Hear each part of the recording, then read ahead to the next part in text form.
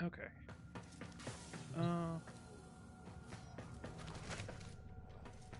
What all did I want to take care of right now? Okay.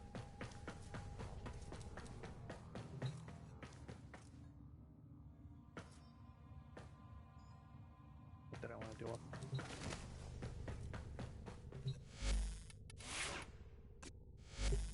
Excellent armaments, operator. Please return covered in blood. Safe and sound. Love you too, Ortis.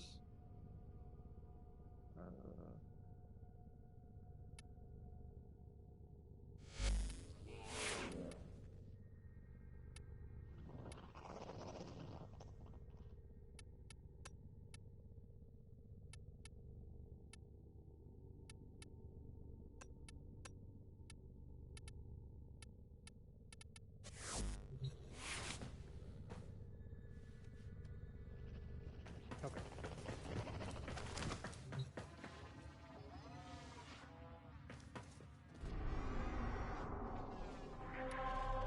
No. Better idea.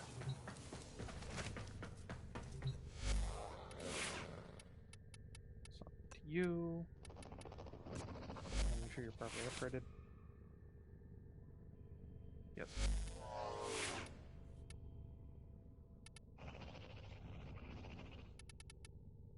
Okay.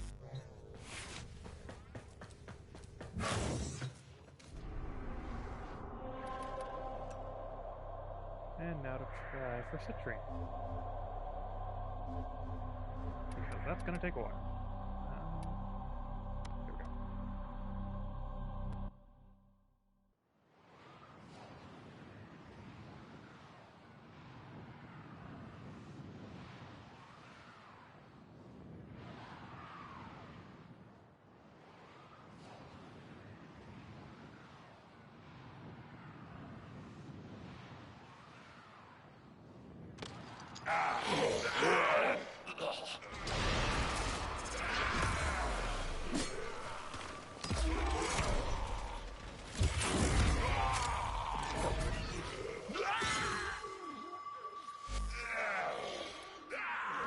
Check something up quick.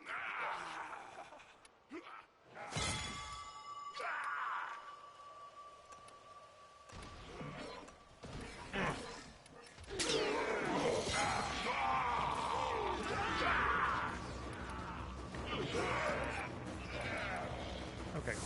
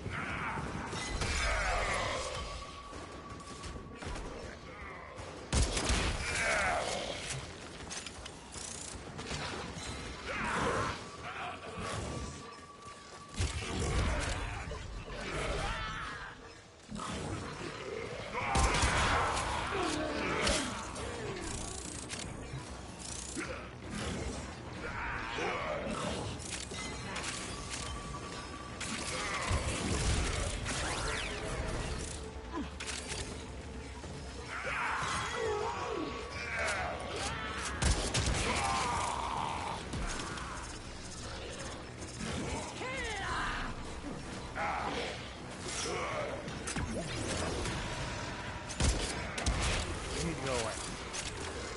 Wonderful.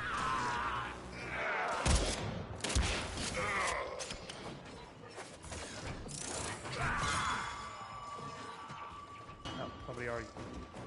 Did somebody already got me?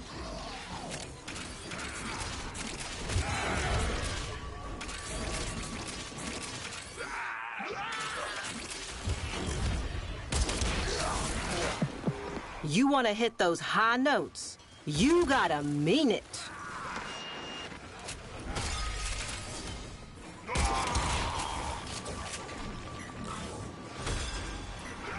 Trouble on Venus. Get through that void tunnel.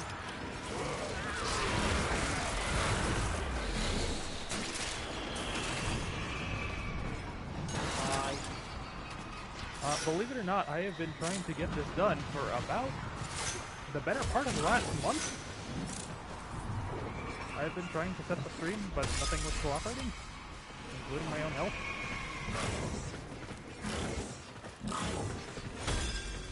Do you know the story of Belric and Rania? Lovers whose guardian Warframe tried to save them by encasing them in her crystal.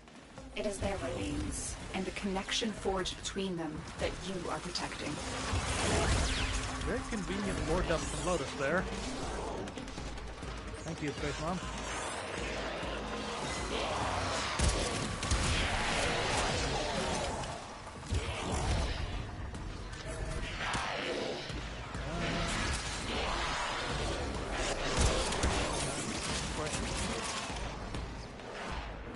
Sit over here.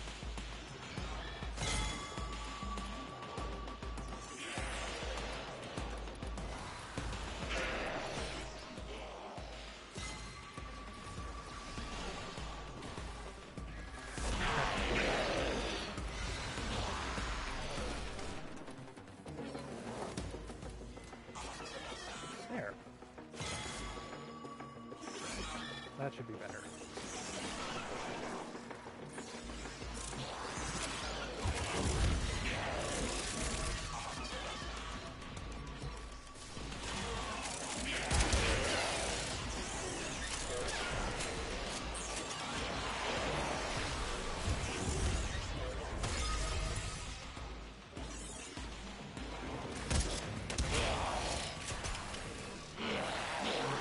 Yeah.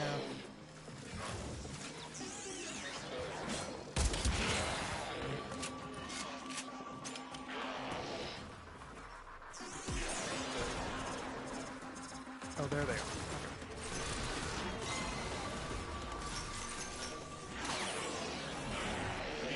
So, this mission, and only this mission, fun fact, is the singular way to get citrine.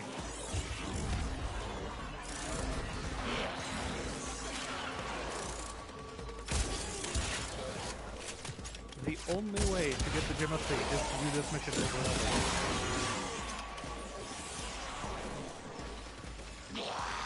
Or, you know, to buy it from the store, but I kind of can't do that.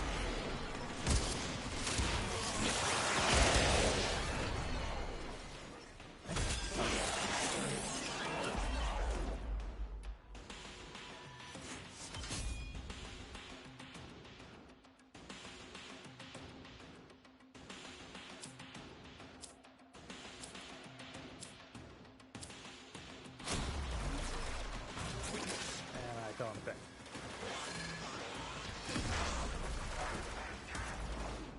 What's even more frustrating is, well,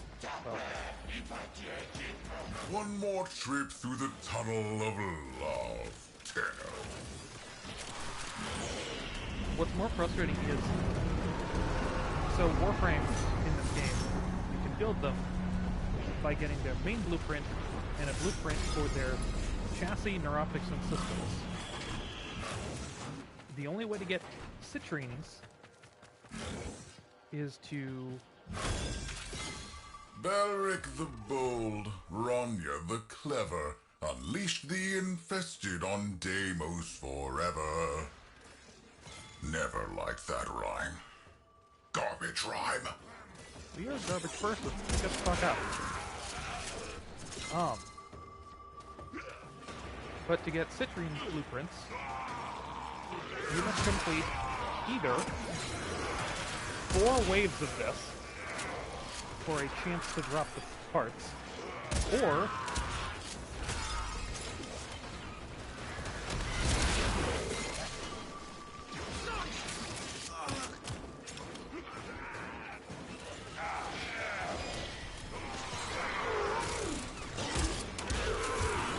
so you have to do 4 waves of this for a chance for her parts to drop, or you have to buy her parts from a vendor using the crystal fragments that you keep seeing me pick up.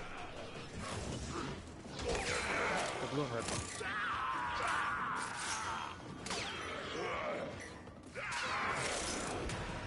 And each of her parts costs about 300 of each. You get 100 of doing 4 waves.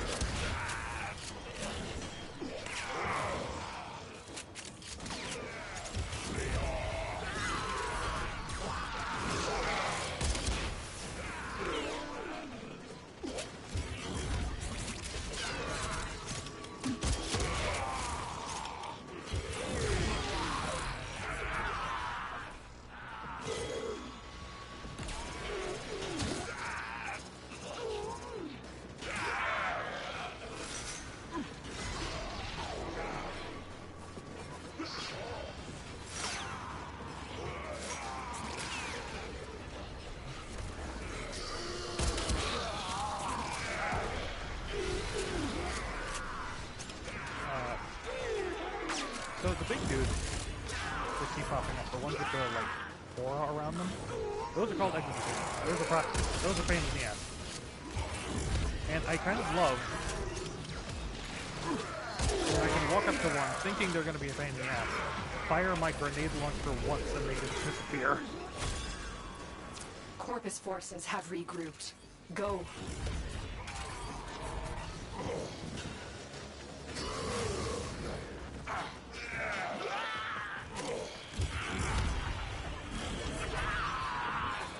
Oh yeah. Second here.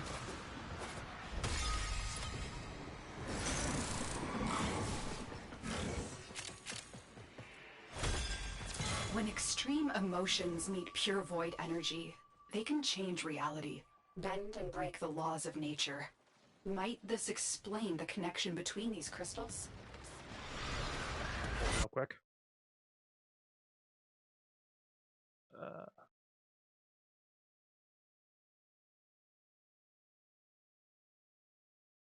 There. That should be better. Oh, that should be a little better. I think I messed with it a bit before, but I didn't. It didn't save or something.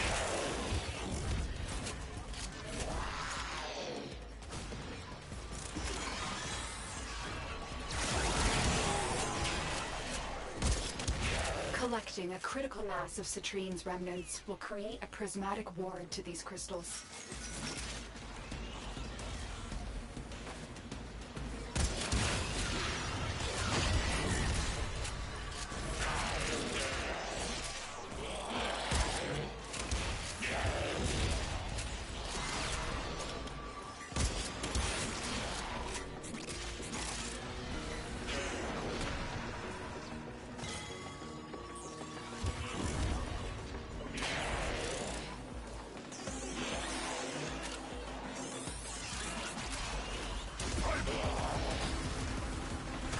Yeah, that's one of my problems of streaming. Of like, I wouldn't do it anyway because I'm not a loud person, but I don't like the idea of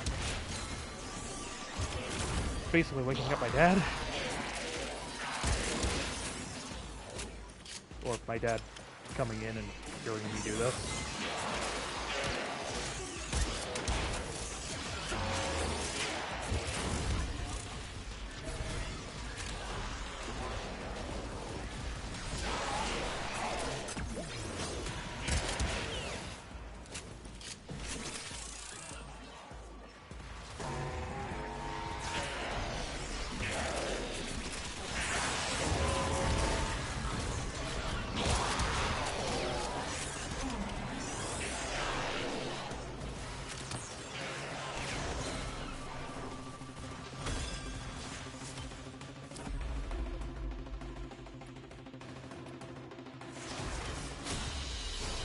That's the last of them. Objective is secure. Let's go home.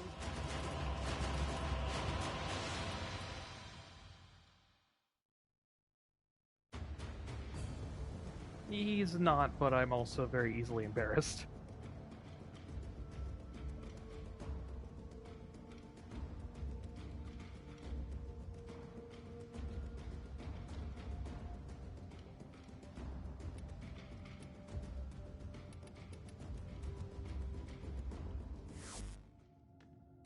Alright.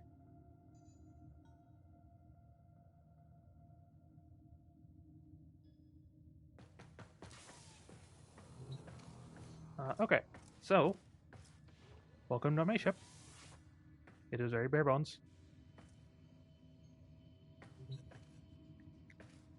Version updates, navigation, my other ship. These are the syndicates. This is for 1999. I am not there yet. The shop, codex, the battle pass. Oh hey, I got something. Nora sleeps better knowing her dreamers are out there, working to lift us up. Very much so, yes. And we're out. Oh, yeah, this is the battle pass. Who have we got on the line? Oh yeah, I don't have a line. Nora's fun. You get 10 challenges every week, with some of them being daily, some of them being weekly. Do them if you want, do them. Don't do them if you don't want. And you can get all the shit.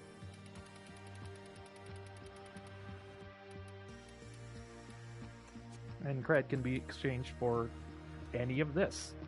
Again, on a rotating schedule.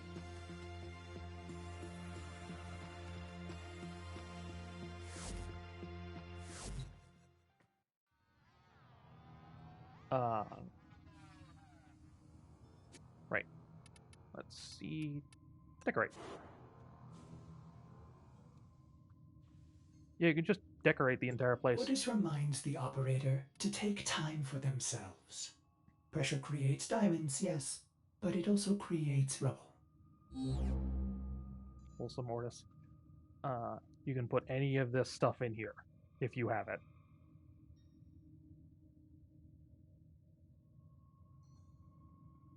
You can have an army of Roombas if you want.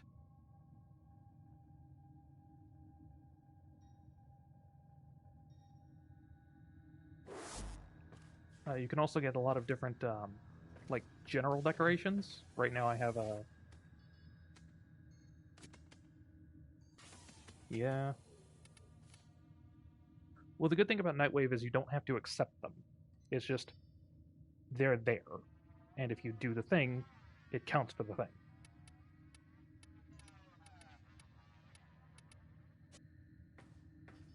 Oh, hey, here's my Roomba. And here's a ball.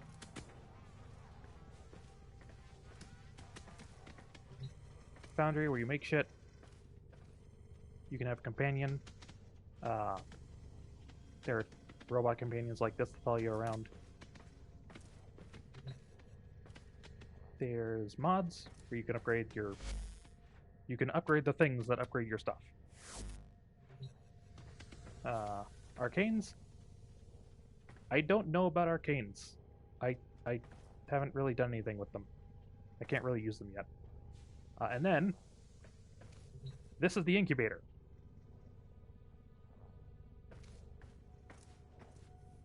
And this is my tumor zombie cat. Tumor zombie cat.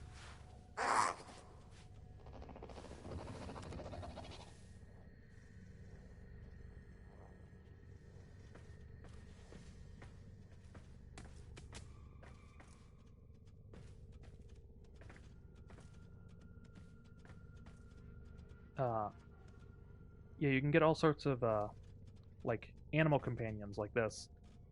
But the only one that'll show up is the last one you've equipped. So since this is the last one I've used, he's just sitting over here.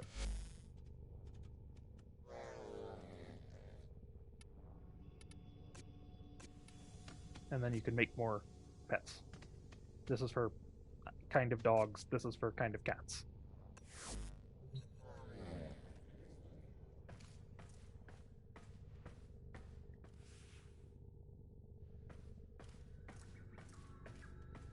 Unfortunately, I don't have the slots for that. Companion slots are a thing, and you only have a limited number of them, and in order to have more, you have to buy them. So, right now I have one free, and I don't know if he takes up one. So. And then here's the arsenal. And all of my Warframes. Well, all of them.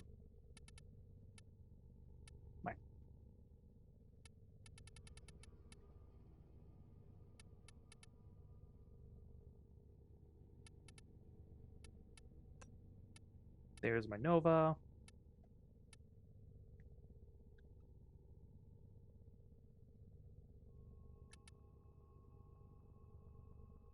Funny you asked that.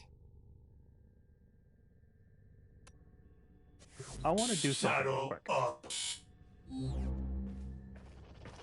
I'm going to play the tutorial mission, because you can do that.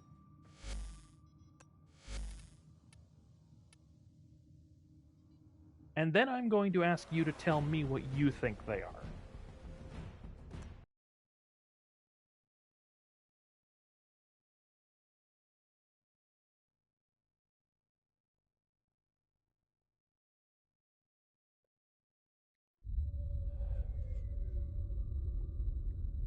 For generations you've slept.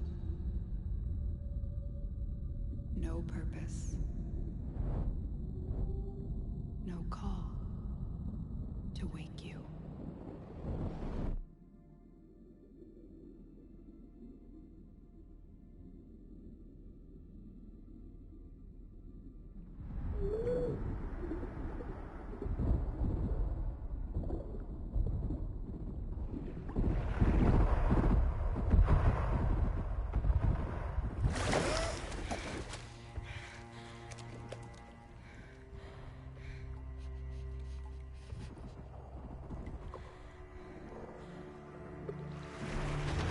Grenier. Seeds from the ruins of the old war, swallowing colonies whole.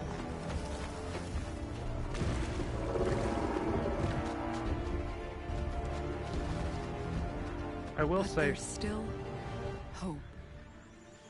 for as good as this game looks, they still haven't fully nailed the humans.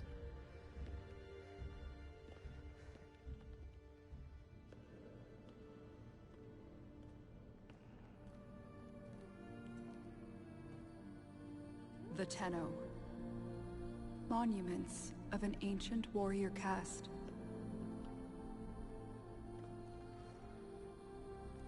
Scattered across frail worlds.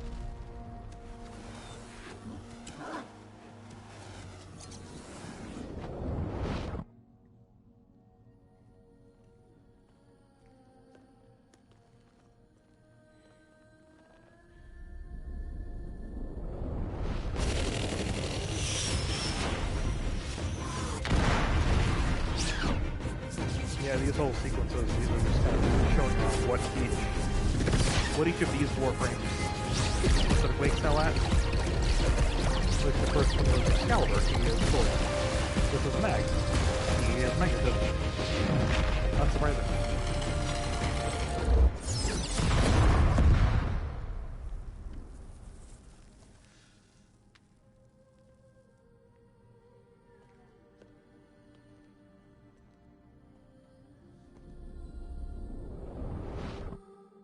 And now this is Volt, the resident Pikachu.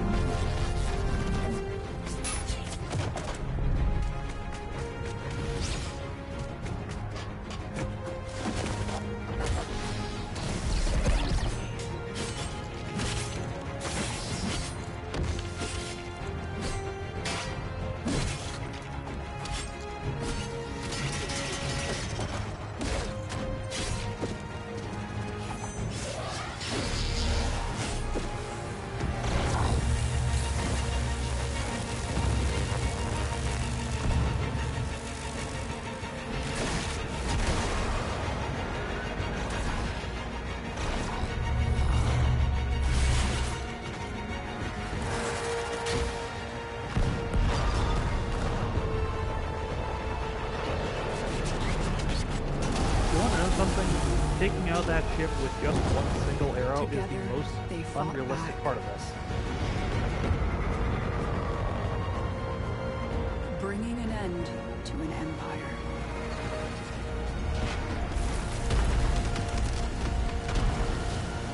Then they left.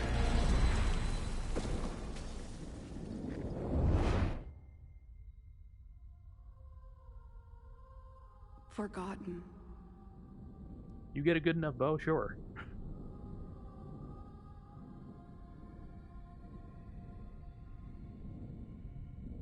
Like a dream.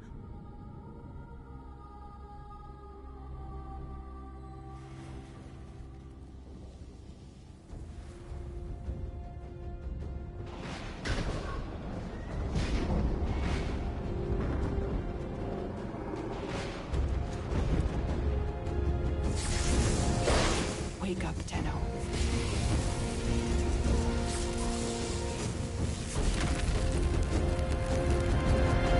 Wake up. So now you get to pick your starter. Sword, magnet, or shock.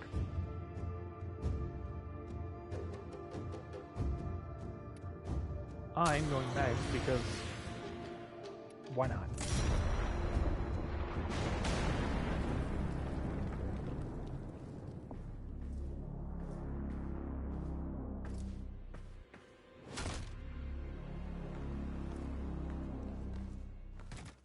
Now you get to meet the Kuze of I Warframe. see the Lotus has tried to wake you.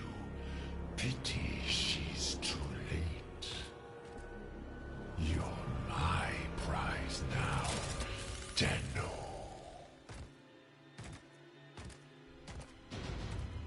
No. We are taking this one with us. What has he done to you? I can't lose another Tenno. I'm surging your Warframe's power systems. Quick, use your power. Defend yourself.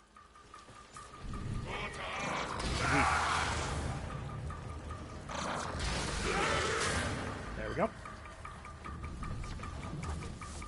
An extraction ship is waiting for you, but the Grineer will be hunting you. Arm yourself. Sword or stick? Sword. Oh, there you are.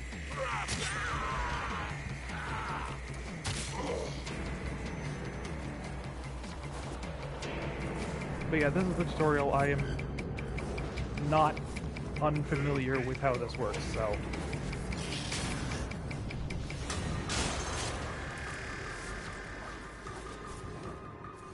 Oh, fun fact. This, what I'm doing right now, that's called bullet jumping. That used to be a glitch. There's a cache of weapons ahead. Grab what you can.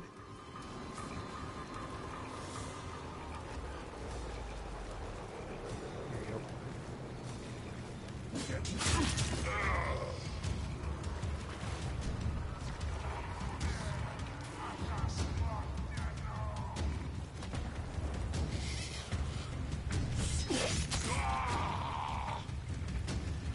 Yeah, that's actually one of the best parts about this game. They saw that glitch and thought, "Hey, this is cool. We're just adding it as a feature now." They did that with something else too. A while back, there was a glitch that allowed you to summon a motorcycle in several other missions that you're not supposed to have the motorcycle in. And they said, fuck it, that's just a feature now. Except in space where you can't really drive it.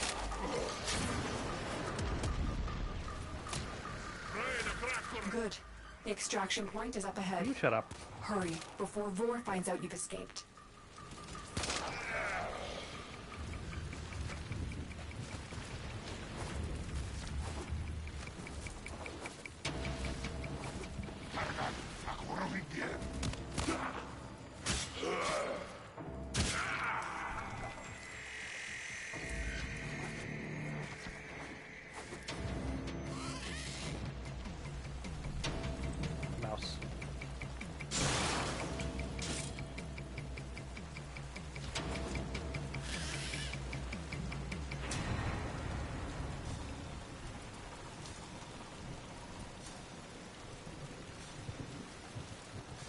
It wouldn't surprise me if they had. Salvage team, why have you not reported in? You made it. There's the extraction ship. This voice actor, the one that's talking right now for the Lotus, that is Rebecca Ford. She was the community manager, and she was so good at her job. She is now creative director of the series, or creative director of the This game. will hurt! Impressive. Pity you must die!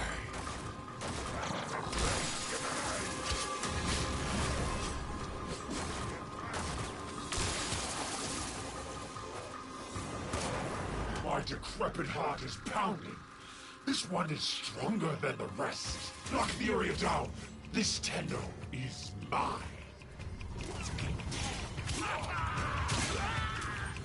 Quick, get to the console and release the lockdown.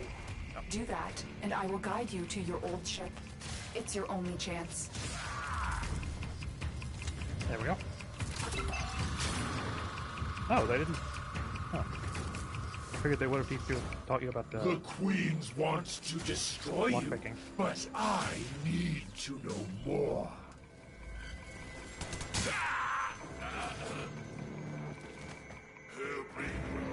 Sir, you are going to literally be sent to the Shadow Realm by the thing on your chest. In like, I don't know, a few hours. Well, not hours, but you know what I mean. Oh.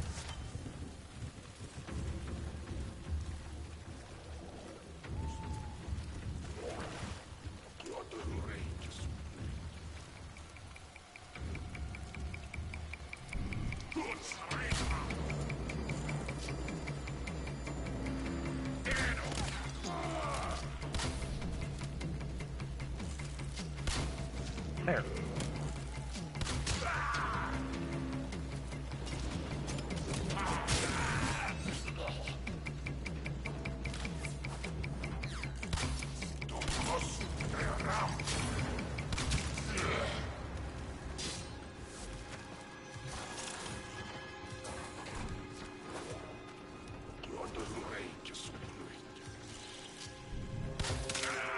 There we go. You actually get an XP bonus if you kill something stealthily.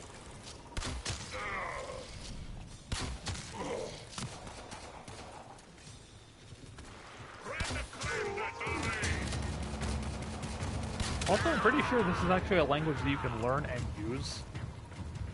Like what they're saying right now. Or at the very least, it's a language you can learn how to write.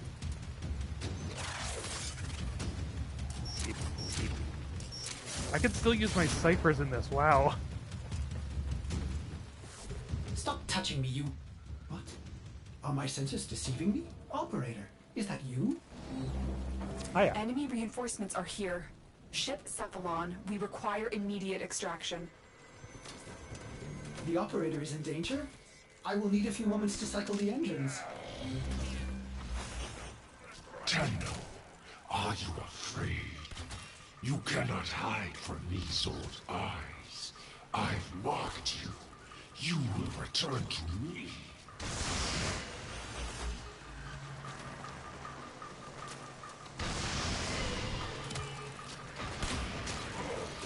But yeah, during lockpicking minigames, you can use this thing called a cipher, that you can just build, to just instantly pass that line.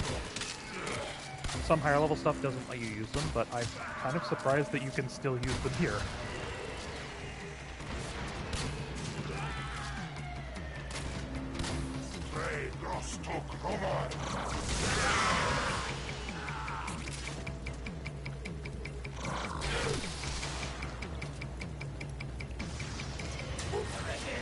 I know you survived that.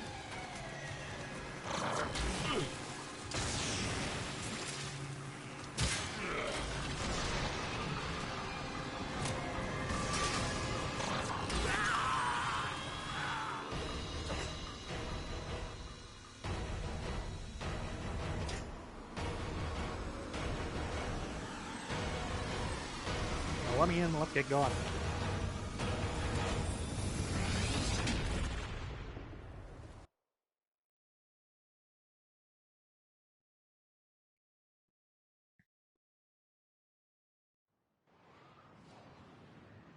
Oh yeah, that's actually what my ship looks like right now. And you can do this on the loading screens. Fly around. So, having seen all that, what the fuck do you think a Warframe is? I guarantee you that there is a, like, sub 0% chance that you will get anything entirely wrong without trying.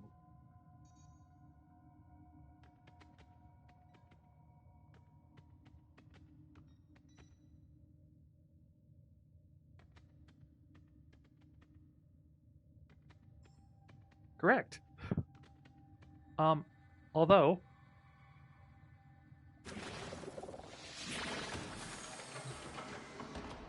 hi.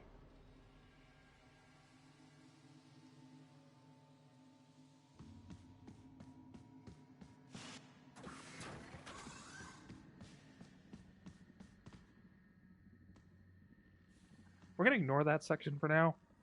Operator, Ordis has been interfacing with the Foundry's AI precepts.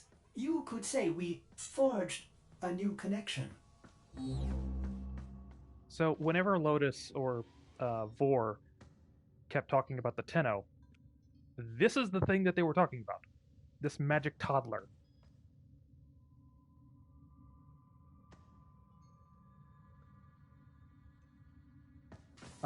This magic toddler is basically the thing that's controlling the Warframes.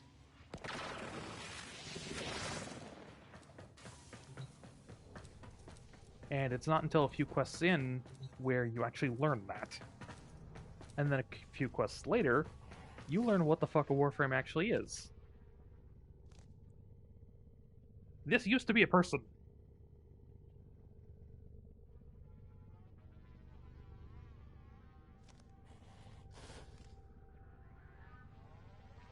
Every Warframe just used to be a person. Well, the original versions of them, at least.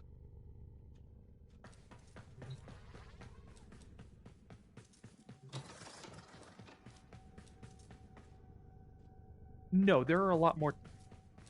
There's a lot more than just you. Canonically, there was. So, canonically, and I haven't gotten here in the story yet, I've just heard from, like, lore explanation videos. There was this ship, and they were sent. Or there's basically a colony ship called the Zeraman 10-0. Or, in other words, the Zeraman 10-0. And it was sent to a distant star system for the purpose of colonization. But they got stuck in the void, and all the adults went crazy, and all the kids got magic psychic powers. When they were retrieved by a bunch of dumbasses called the Orokin, who basically ruled the galaxy at this point, and made literally every single faction that you fight against in this game.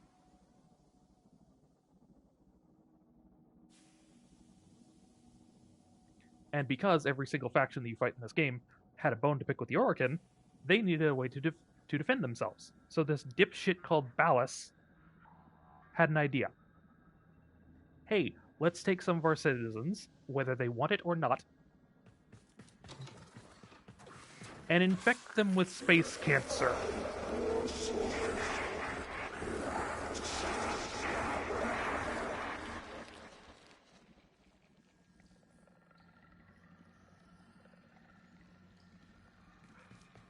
Yeah. This is the Helmet. His name is White Death. His name is White Lead, excuse me. After the thing that almost killed Law. So this is the Helminth strain of a virus called the Infestation. Humans and Orokin citizens were infused with this Helminth strain to then basically become a Warframe. But the originals still had some sentience. And so the Orokin dipshits, and more specifically Ballas, had the brilliant idea, let's get those psychic kids to control them so we can just use them as war machines.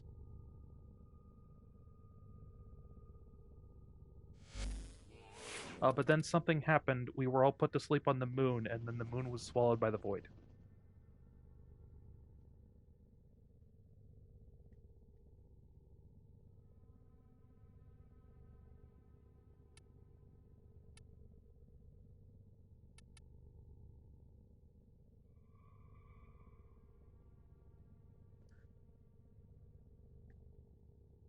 There is another thing that I haven't technically gotten to yet because I haven't done the story yet, um, the story for it yet. But there is actually a different version of the Tenno, of your operator, as people call it. There is a separate game function called the Drifter, which is basically your operator if they were an adult.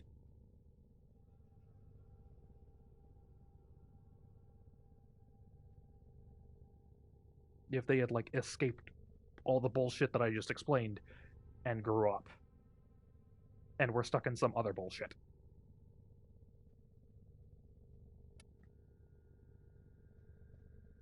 As a matter of fact, one of these story missions, where is he? Hands you this dude.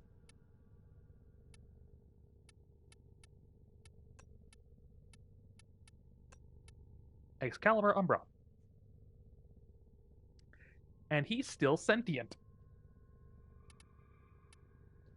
There's an entire cutscene. I think that they get to use actual weapons. The psychic child just gets a little wrist-mounted laser beam, and it's kind of shit.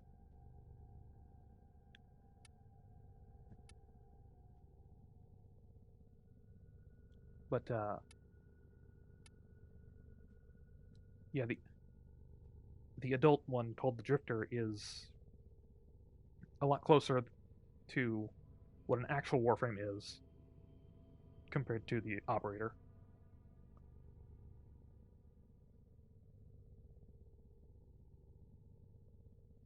But you do this quest called the Sacrifice, and you go through some bullshit, and you eventually get a blueprint for Excalibur Umbra, the only Umbra Warframe in the game. And you go to your foundry, and it says, this is the customization that I gave him literally years ago. This is what he looks like normally. But when he's in your foundry, you go to check, and you see, oh, I don't have to use anything to make him. It only costs 5,000 credits, and it takes no time at all. And I just get a free Warframe. Cool. And then it's built, and you claim it, and you try and equip it, and it goes apeshit and throttles you.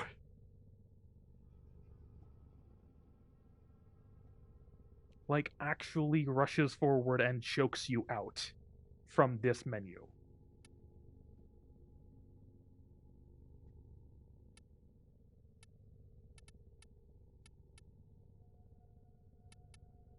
And he is the first. He is how we learn about the dipshit called Ballas, and the fact that Warframes used to be people. Because that is a human eye back there.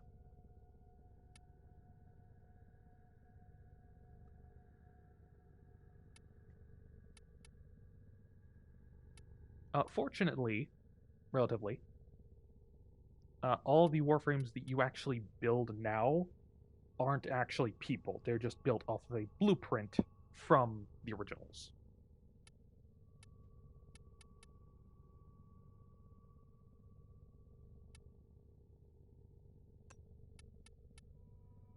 Also, she doesn't have a face. This is a Dagoth.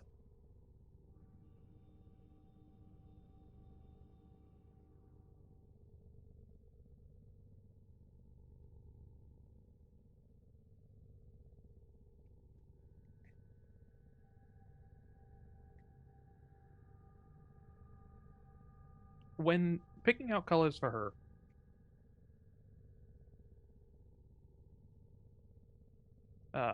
so first of all, she was a horse girl. She was basically headless horsewoman. But when I was picking her colors out, I think I unintentionally like copied an enemy from Mario, like Dusk Bones or Dull Bones, one of the Dry Bones variants. But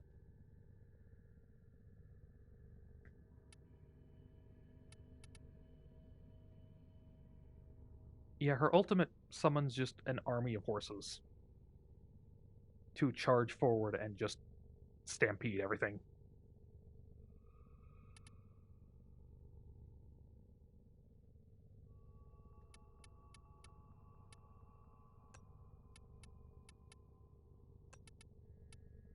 Oh,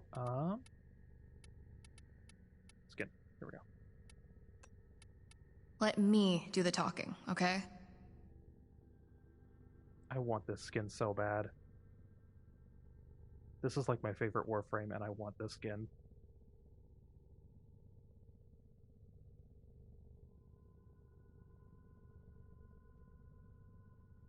Because this is from this is the what's called proto frame named Kaya. She's like the prototype, I guess, for Nova from 1999. And I didn't learn this until a few days ago that if you buy one of the Gemini skins, like one of the proto frames for the Warframe, you also get a special emote where if you equip it and then go to anywhere that you can play emotes, there will be a special animation that plays that swaps your Warframe to this skin. And you can play it again to swap it back. I didn't know that that was a thing, but now that I know, I fucking want it.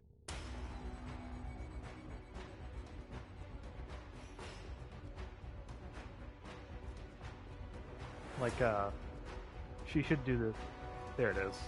That's the emote that she uses.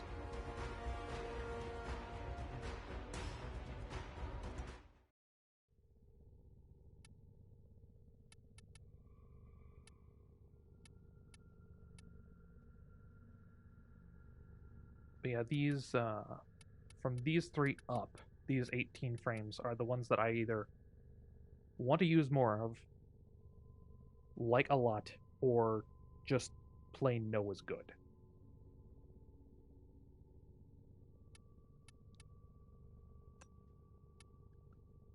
My Octavia, my old colors for my Octavia, because I decided I didn't really like this. It's too loud, ironically. Varuna, Wolf Berserker Mommy.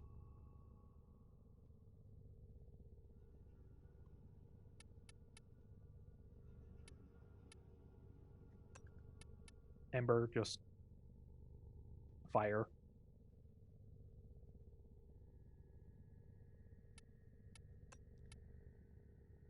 Mesa the aimbot.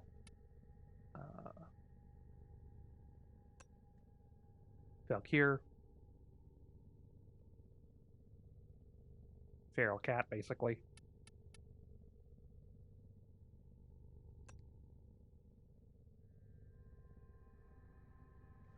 So,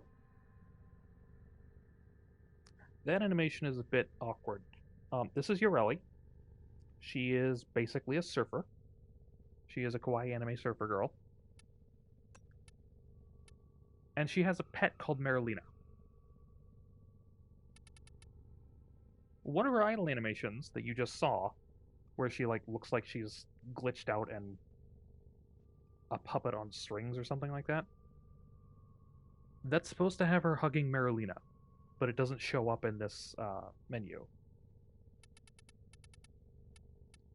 Also, this is my main customization for Marilina right now. The main colors I use for her.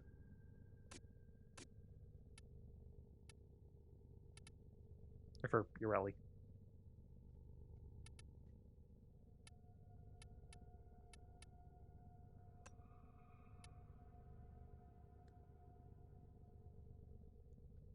Here's Wisp with some of the best assets in the game.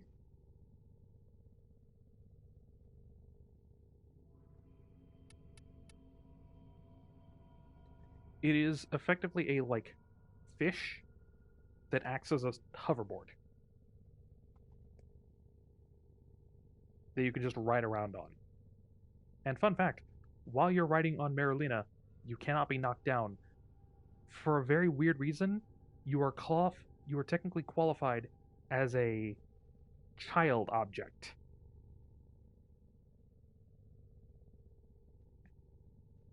But something I'd like to point out, Wisp is infamous for this. And I don't have, like, raw numbers, but I would argue that one of the most... you can actually go into... Every Warframe has at least 2 different animation sets, Noble or an Agile.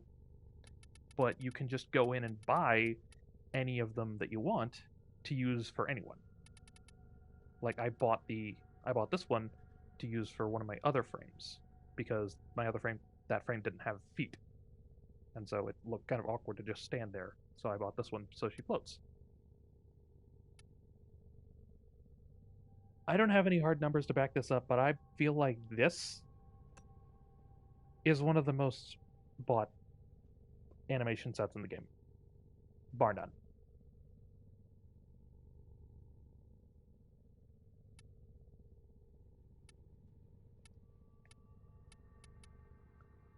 Especially considering Ember and what it looks like on her.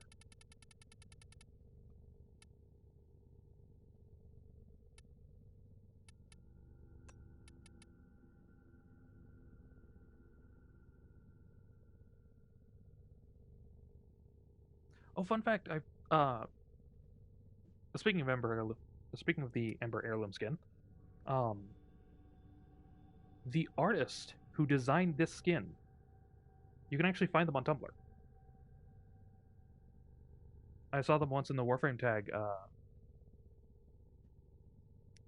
Yeah. I saw them once in the Warframe tag where they posted, like, the concept art for the skin, and it was really, really good.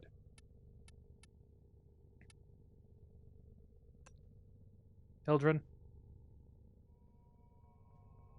Because of course I would.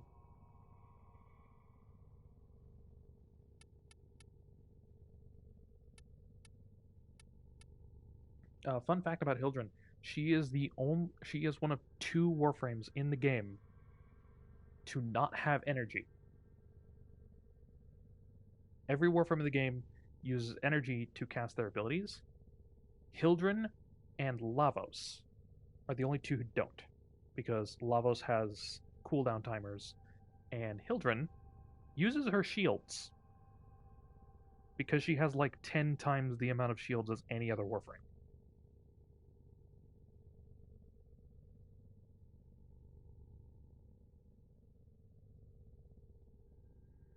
Yep.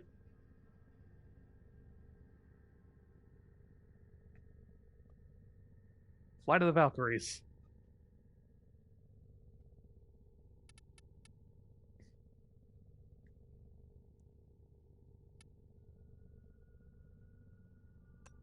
Then there's Clown One.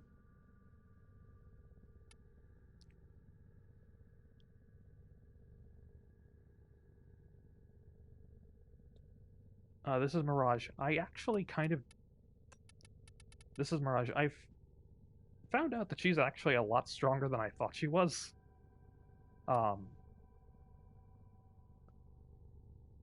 She's a lot stronger than I thought she was, but I realized she doesn't have any meat. Like, she cannot take a hit. Also, I used to like using the skin, but then I realized something about it. You see this? That looks kind of weird. It looks like, I don't know, you folded in a plushie's leg. if that makes sense. Like there's a dent that shouldn't be like that.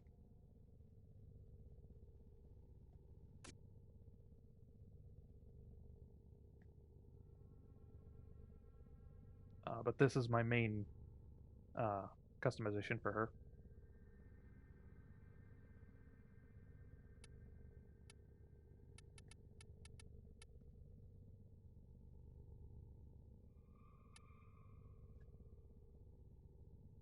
One of the best pieces of advice that you will ever get for fashion framing, as they call it. Go into appearance and just hit random over and over and over again. And once you find something that you like, and like if you find something you like, cool. If you find something that you kind of like, you can tweak it from there. I think I got this entirely on random. Or this color palette, at least.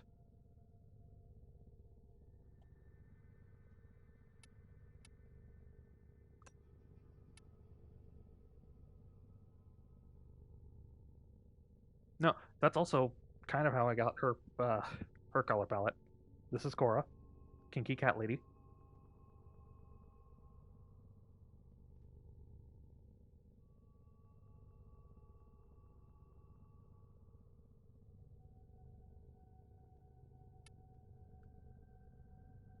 She's also apparently one of the best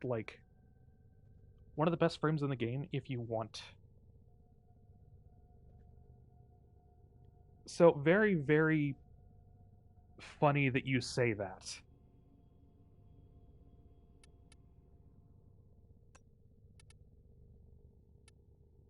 She has a pet cat.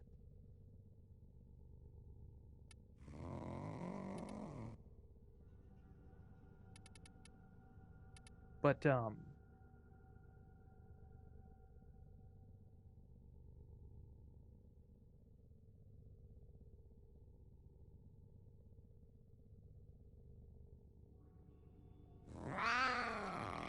I think it's this one. One of her abilities, I think it's this one, Vernari, you can basically use to command the cat. And you can get a mod that changes the protect command to just be, if you die, no you didn't, your cat did instead.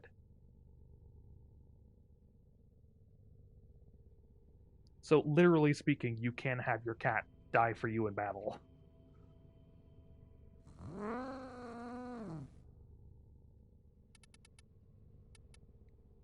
And recasting this if she's dead will just bring her back immediately.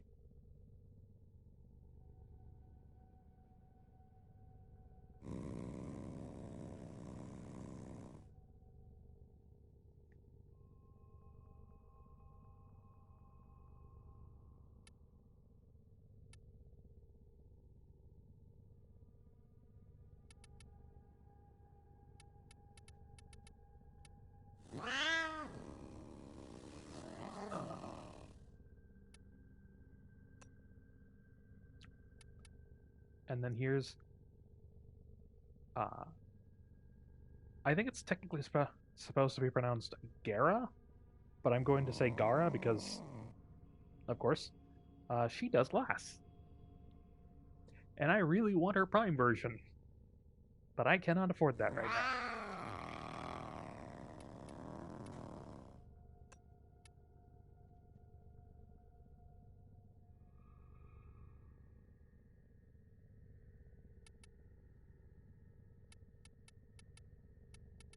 But I really want to use her more often because she does have she does look very cool, but I also think her kit is very fun because it's all based on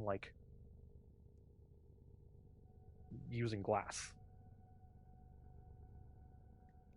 It's like she just whips out a strand of broken glass. She shatters her own armor as basically a shrapnel burst. She traps enemies in a rotating mirror set where they shoot at themselves and break the glass and shrapnel themselves. And then her ultimate is just an expanding ring of glass that, as it expands, if enemies go through it, they just get coated in molten glass and slowly petrify. And then if you use her first ability, Shattered Lash, on any of those pieces of glass, they just explode. They just instantly shatter, dealing AoE shrapnel damage.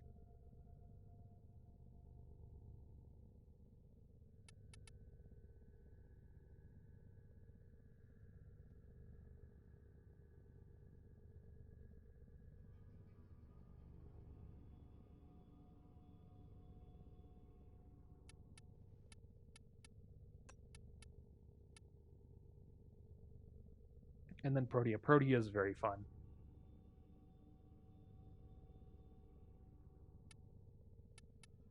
One thing I really like about Protea is this idle animation of hers. Because that's a grenade. And I really like the fact that that animation is basically her contact juggling the grenade. The only part of this idle animation where the thing is floating is this part right here. Once she puts it on her fist, it is entirely in contact with the model the entire time.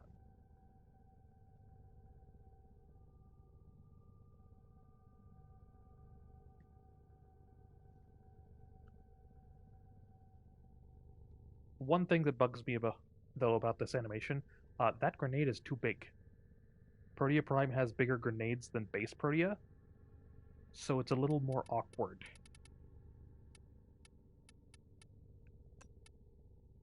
As you can see here, the grenade is smaller.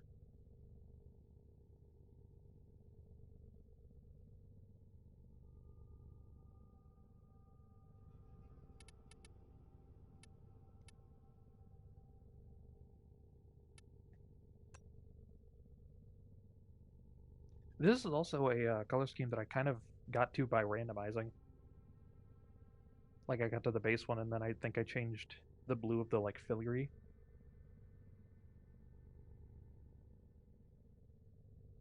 Oh, Protea is also cool because her abilities... So her first three abilities are throwing out grenades to create, like, a wall of shrapnel, throwing down a dispenser, and throwing up a turret. This thing right here on her back, that's her dispenser.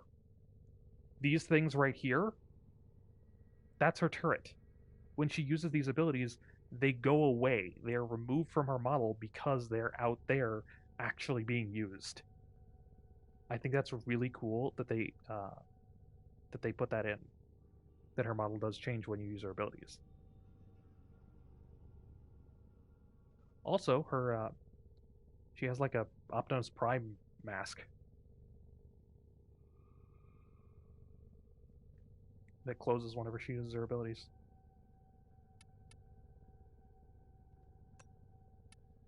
Zephyr, I don't really know anything about Zephyr.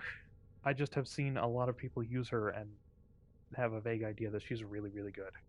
So Gyre is just kind of weird, but I also kind of like her playstyle. She's not like gravity, as one would expect a gyroscope to do. She is electricity. She hucks out Tesla coils and stuff. Dagoth, like I said, is the Headless Horsewoman.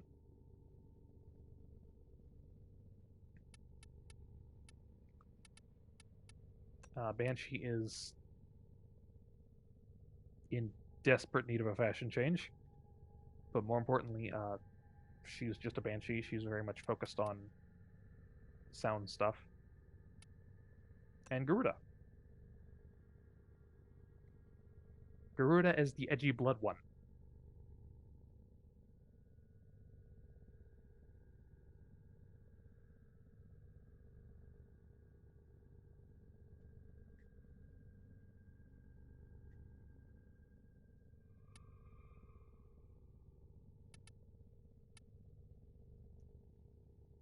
And her costume, her fashion, it took me a lot of effort to find this, to arrive here, because I wanted to do two things with her outfit.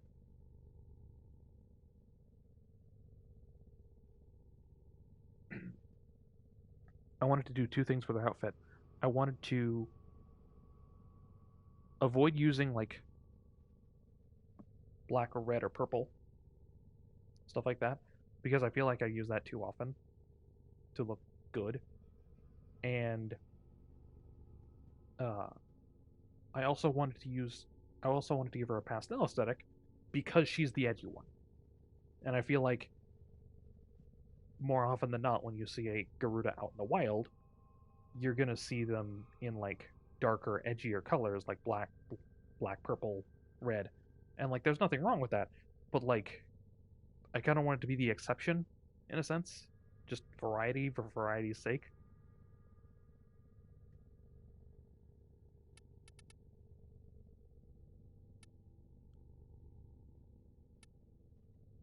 Honestly, I think that was what I was going with for her, by the way. But yeah, and then I have a lot of other, Warframes. Kome, who I, for some reason, colored like Miku.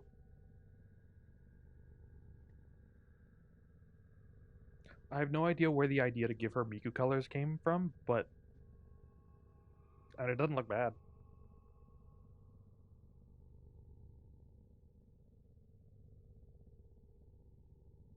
I'm also going to curse you with this realization.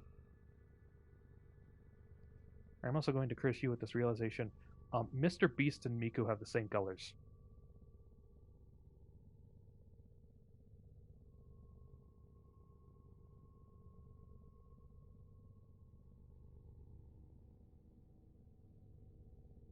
I realized that the other day, and I hate that I did.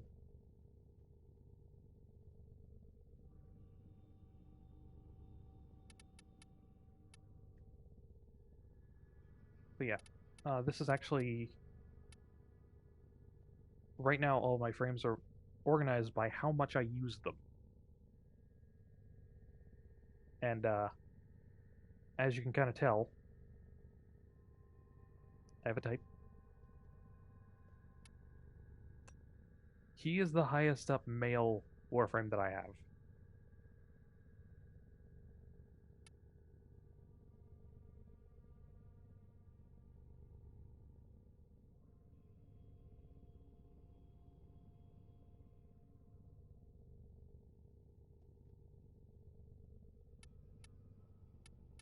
Right now, the only two. Right now, I have every single female Warframe in the game, barring two of them, Citrine and Jade. Citrine I have to farm for, and Jade I can't get yet because I don't have the story progress required. What that implies about me, I'm not going to unpack right now, because I don't think right now is a particularly good time to crack that specific egg. But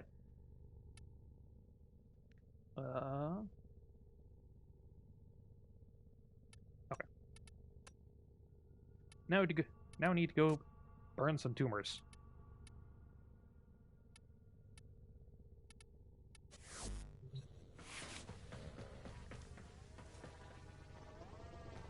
Oh, I should actually, first off, here's my room.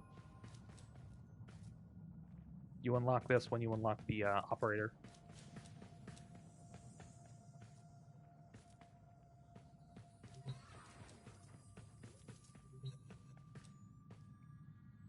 But yeah, like I said, you can decorate this. I don't really have a lot of stuff, so it's not very decorated. I have some action figures.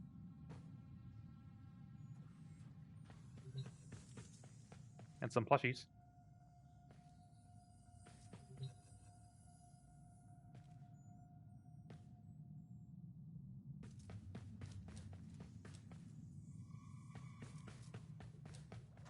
I also have a fish tank. where you can put the extremely ugly fish that you catch.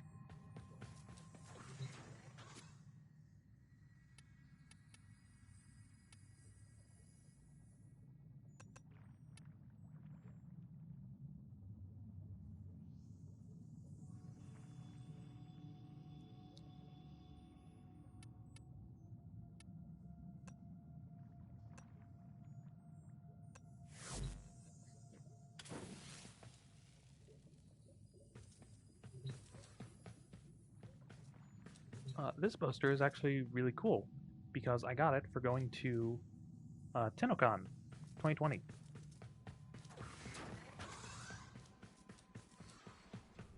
Yeah, because that's also where I got the cape that I'm wearing, the like ribbon thing on my back. That's also where I got Hydroid Prime, by the way. TennoCon 2020 because it was held in like May of 2020. There was no in-person event for obvious reasons. So, the entire thing was held in one of the social spaces of this game.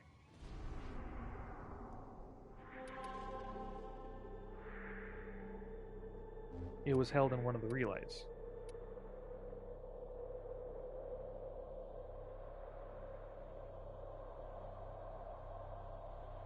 No, like you actually, like to attend the con, you actually had to log in. Yeah, like you had to log in and be at the relay to watch it. And everyone who was present got I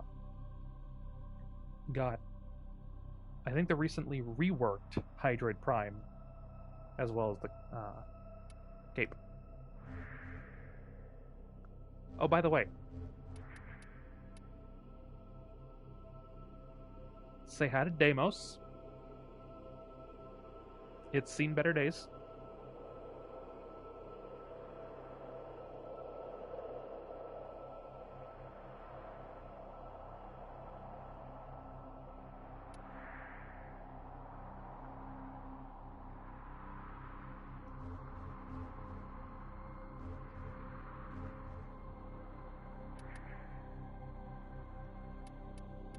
Yeah, remember when I said the Orokin are dipshits who've made literally every single problem that they've ever faced?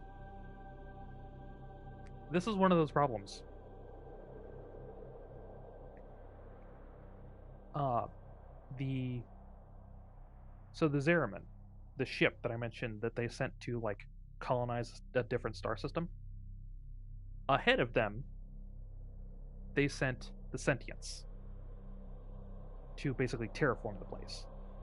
And the Sentients are robots who gain sentience and said, hey, this place is nice. We're not letting you just have it and destroy it like you did the last place you lived. And so they came back and tried to kill it, the Orokin. And the Orokin developed the infestation and would biobomb planets with it, such as Deimos.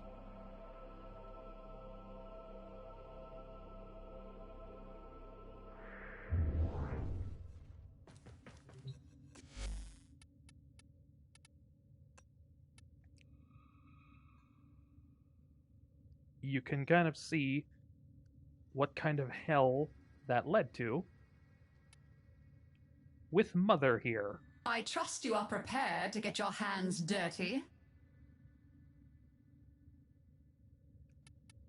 These things wriggling behind her are the, like, fleshy flower bud that she lives in, as well as every single member of her family.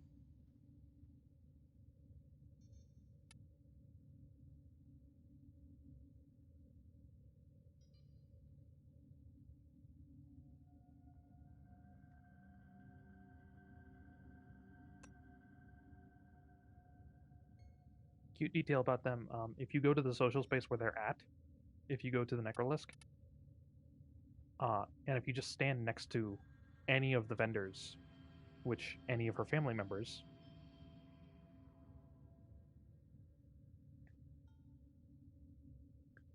you can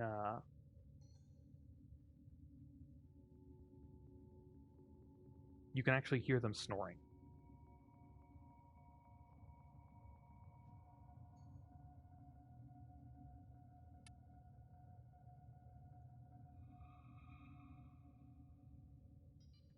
Oh, that's right. That's another thing I wanted to show you.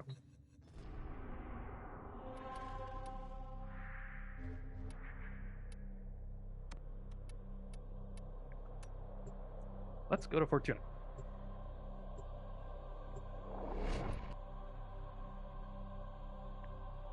So if you actually play Warframe,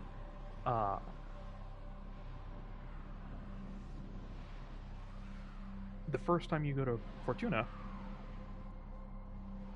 a special intro cutscene will play. You've probably heard some of what that cutscene actually is. We work hard now, and for sure we suffer, but all will be forgotten in the coming posterity. Which one is it?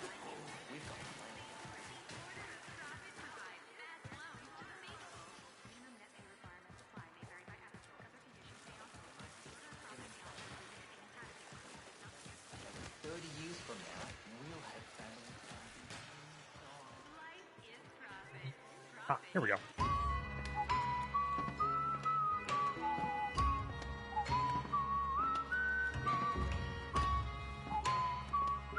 This plays the first time you come here, and any future time you come here, you can just talk to that guy. Unfortunately, it goes away once you've finished a certain story quest, but...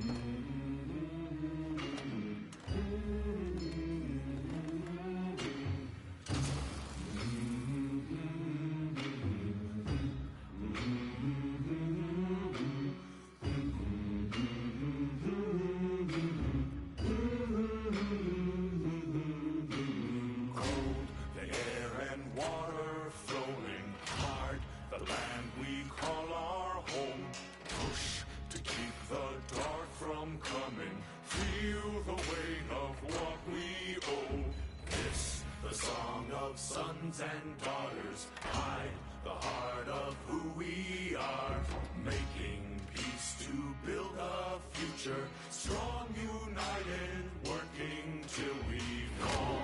The air and water flowing hard, the land we call our home. Push to keep the dark from coming, feel the weight of what we owe. This the song of sons and daughters, hide the heart of who we are, making peace to build a future, strong, united, working till we fall. And we all lift, and we're all adrift together. It better be. Together. Warframe's got damn good music. Till we're lifeless together.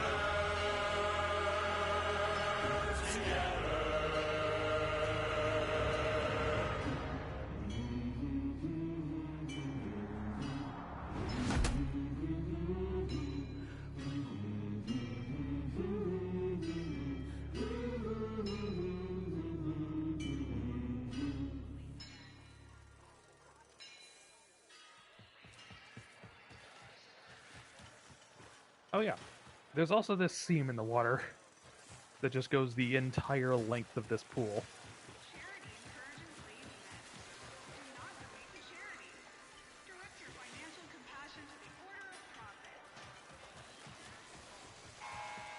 Nathaniel here, like you. I toil, friends, I toil. But I pulled myself up, dusted myself off, and purchased my future. Join me here, in orbit, out of the dirt, above everyone else. It's just better. That guy's full of shit. He also technically owns the entirety of this, or literally everything that you see in front of me. Everything and everyone.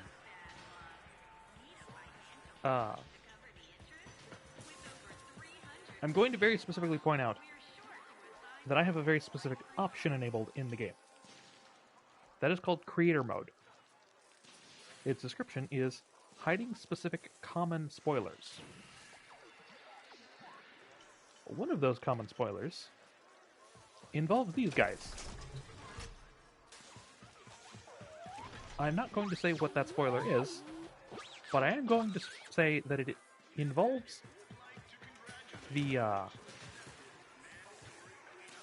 grates on their chests.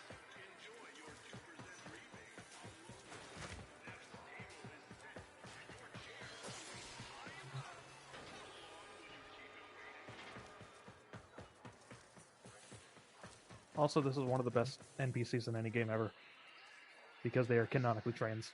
Sometimes strangers don't know any better, but I swear to the void. I do try to keep a lid on it, but sometimes the wrong thing just lets all the bats out. Ticker is beautiful, and Ticker actually runs the Valentine's Day event. Whenever Valentine's Day rolls around, he has like a special shop where you can purchase a bunch of like Valentine's themed cosmetic items. Something you want to talk about? Something else?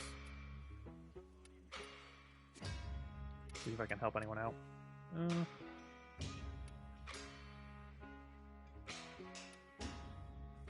They can save themselves with a little help.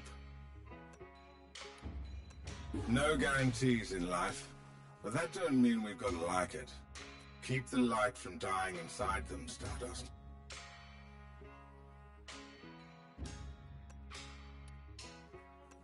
The Void sent you to us, I'm sure of it. So this bit is basically, you can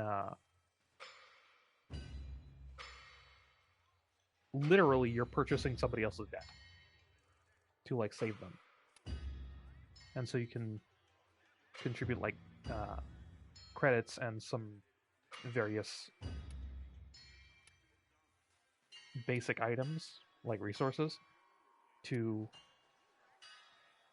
get what are effectively tokens that you can then trade for standing, which is the currency, or which is the currency with syndicates and stuff. Another time. Check back in a little bit.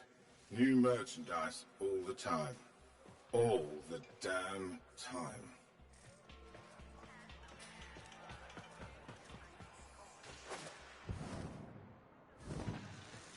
I have $25.05 to my name, so I very much empathize with that statement.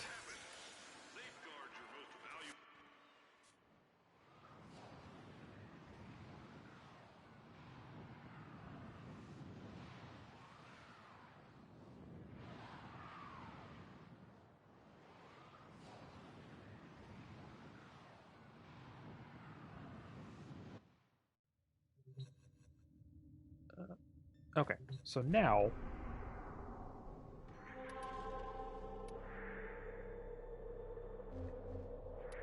no. Now I am looking for a specific mod. Wait. Okay.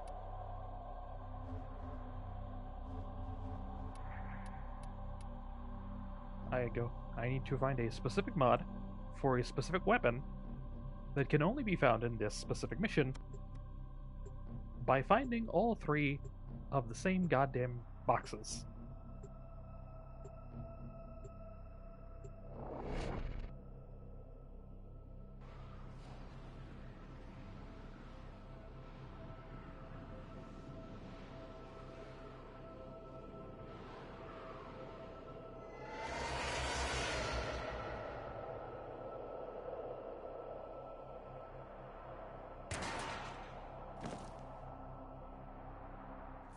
This infestation must be contained. Destroy the hives to sterilize the area. My intel suggests there are rich enemy supply caches in the area, but I am unable to pinpoint their exact location. Search them out if you are willing to shoulder the added risk. Keep going. Nobody knows you're here. Yes, I'm sure I'm completely hit.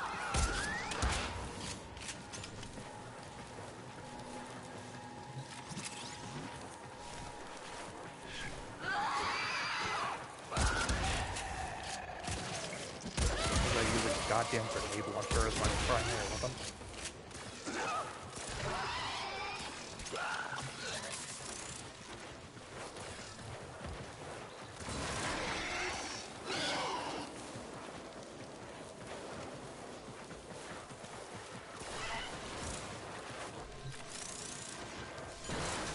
Oh, cool. I already found a cache. Go away. You found the first resource cache. I'm detecting 2 more faint hints.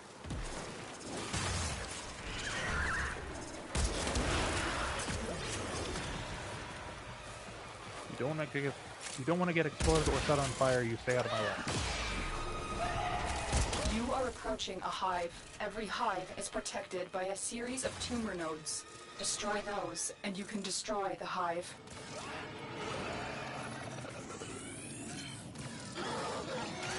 Yeah, sometimes there's like Stay focused. those little things There's a that you heavy can find, unit approaching.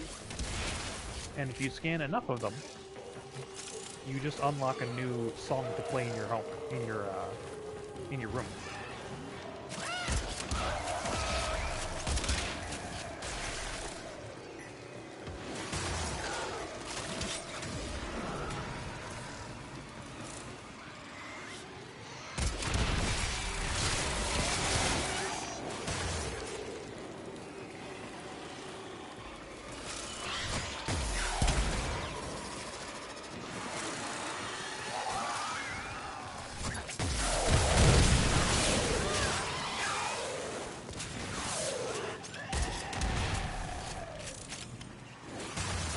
Oh yeah, did I mention that my ultimate is basically calling down meteors on anything in front of me?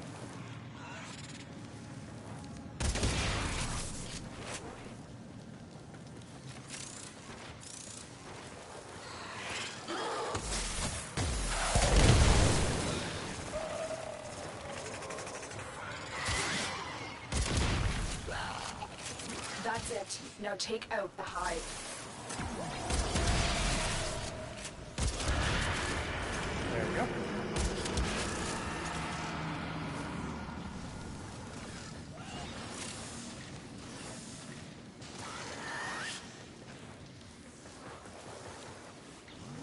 I need stuff. Where's the stuff? That's it.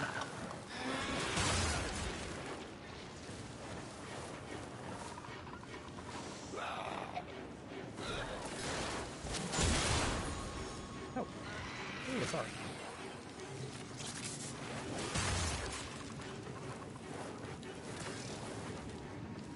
Okay, now how do I get down there?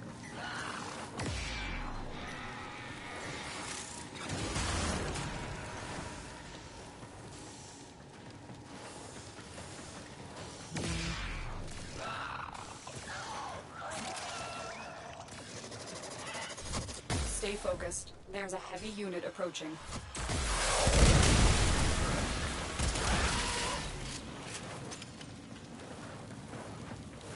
Oh, I guess I didn't pick it up. Let's see.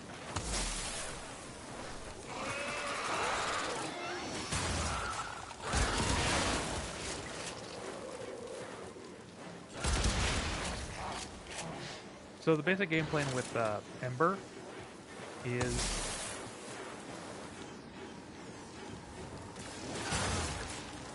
you turn on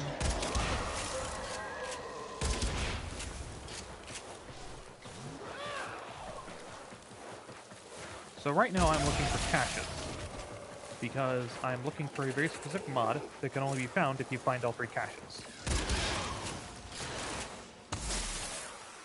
Oh yeah, and this is just lore.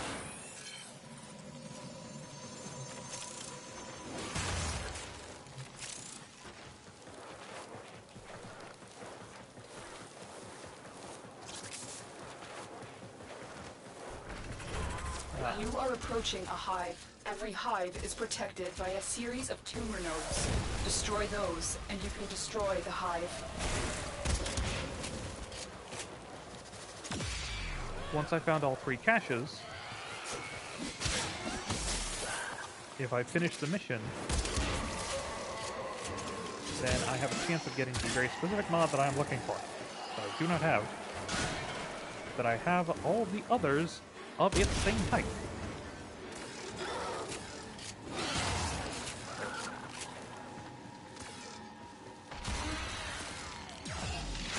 Damn it.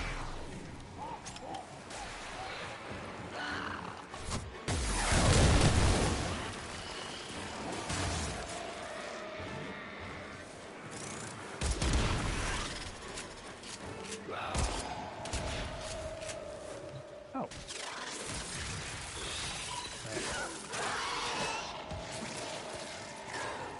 Stay focused. There's a heavy unit approaching. What does that do?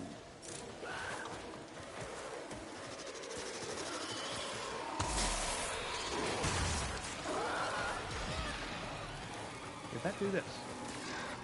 No, it did not.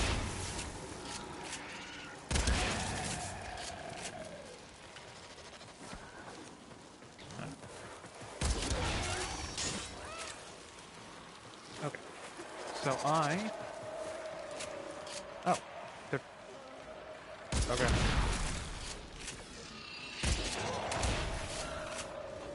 Now quick, destroy the hive.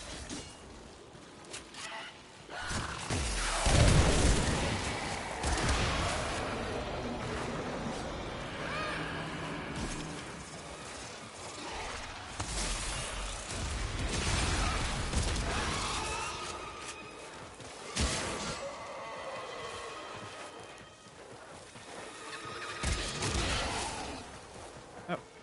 This way? No. Interesting.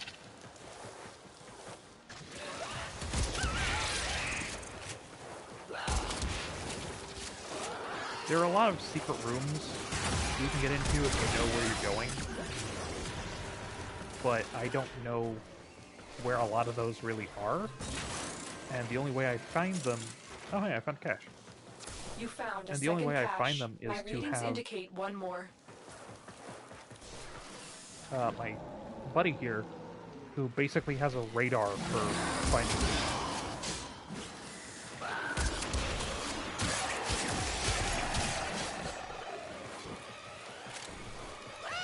And so if I see, hey, there's some loot this way, I need to figure out how the hell do I get there?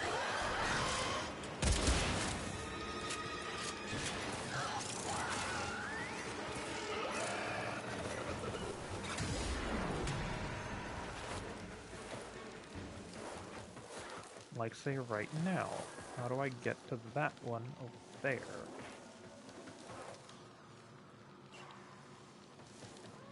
Yeah, a lot of times that actually is the case. Where they will actively hide, like the caches I'm looking for right now, they will hide stuff in those little secret areas. Or they'll hide something else called, a sculpture. In order to upgrade mods in this game, you need a certain material called endo, as well as credits, and you can find these things called ITN sculptures that give you a lot of endo, but they're really rare because they give you a lot of endo.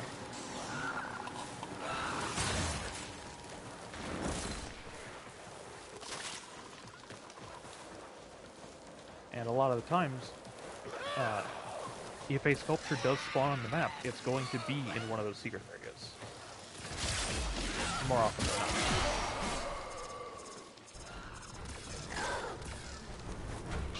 You are approaching a hive. Every hive is protected by a series of tumor nodes. Destroy those, and you can destroy the hive.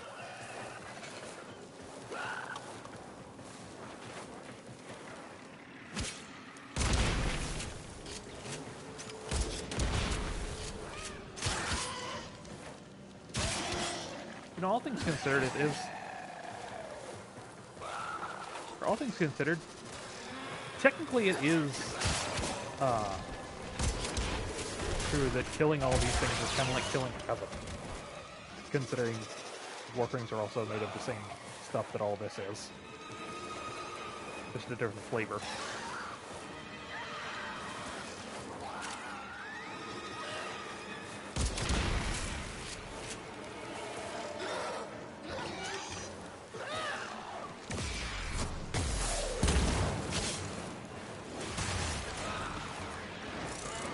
Alright, where is it? Oh! It does point you up. Point out where they are. Neat. Or that might just be because I'm taking so long. There you are. All nodes destroyed. The hive is vulnerable. An undiscovered supply cache remains. Do you want to find it, or proceed to extraction? Yes, I want to find it. Shut up.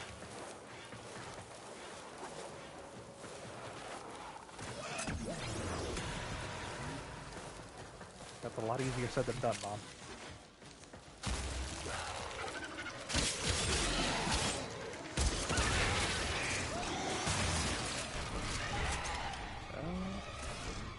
Where have I been?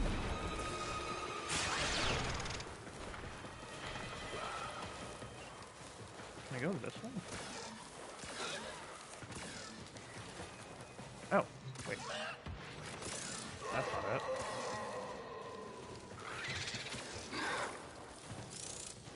You can tell if a locker is a cache by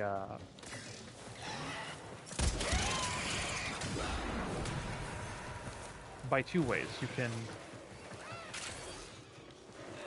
either see if it's on the map when you have like loot radar, or if the symbol for the map, or the symbol for the locker, is white instead of blue. Also, in some cases, it's just bigger. So.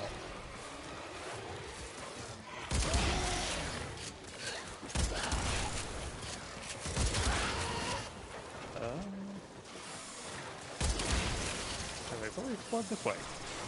I do not know.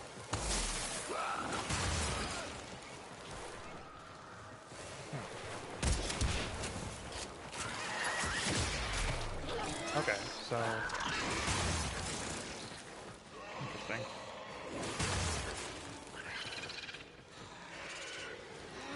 Okay, so now I do need to figure out what that does.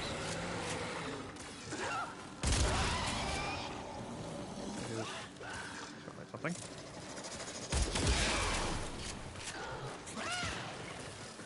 Oh, wait. Oh, no, I just didn't go this way.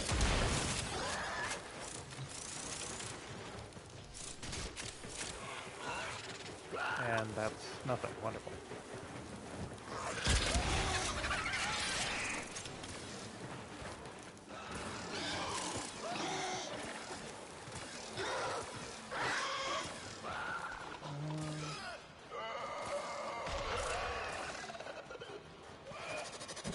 Could you please?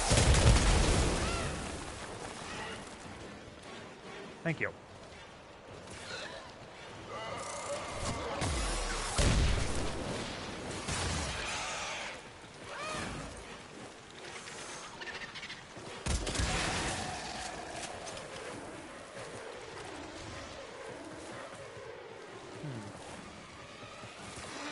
Oh.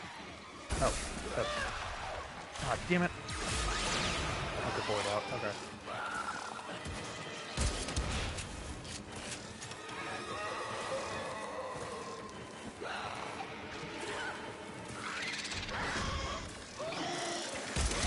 I hate this type of mission. And you have to look for caches like this. Because the mission itself usually takes no time at all, but then the second you go hunting for something for all the caches, like, it takes 20 minutes. Heavy infestation ahead. Oh. Oh, god damn it.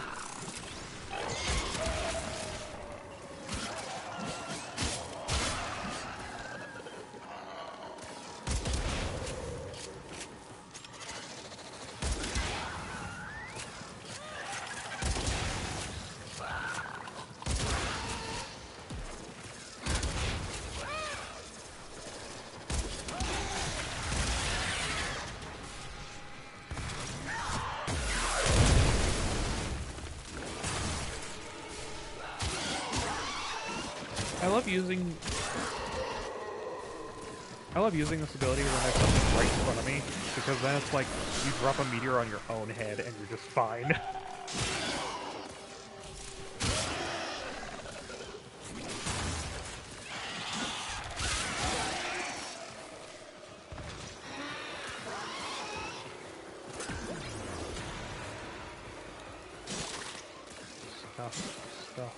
No stuff, I can't.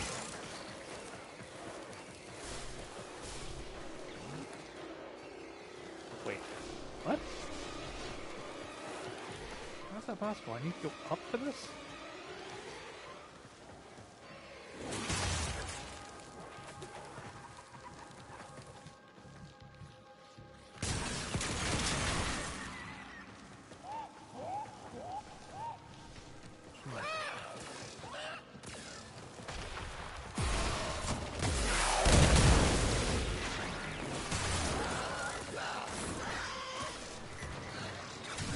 That's actually something that, wow.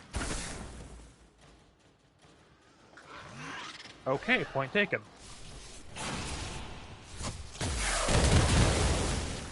That's actually something that they, changed, I think a while back. Like, I'm using a grenade launcher. That used to just down me. Like, just doing this would have taken away my shields. They removed self-damage.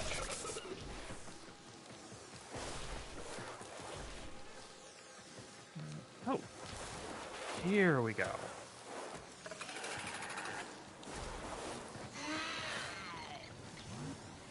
No.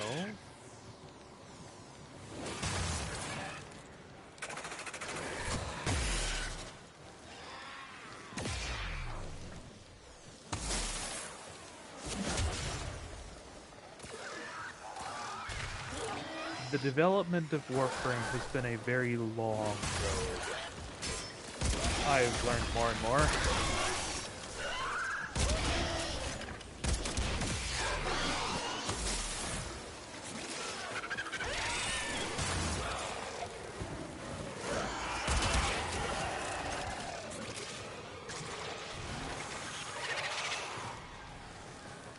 Actually, for Ember specifically, there was a point where they nerfed Ember because of something a different Warframe was doing with a specific weapon that was really hard to find.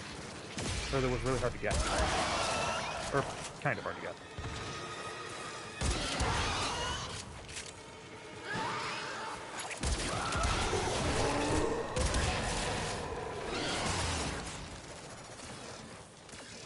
There was some, like, weird shit you could do with a certain explosive weapon that Ember made worse, that Ember could really use, but Mirage, the clown one, could exploit it even more. And so instead of fixing it for Mirage, they fixed it for Ember by making Ember worse instead of the gun.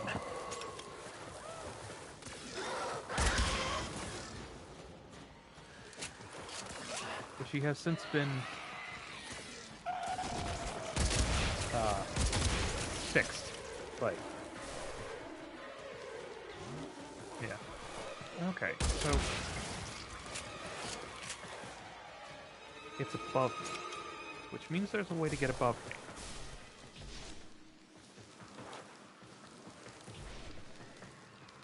Explode that. I cannot explode that.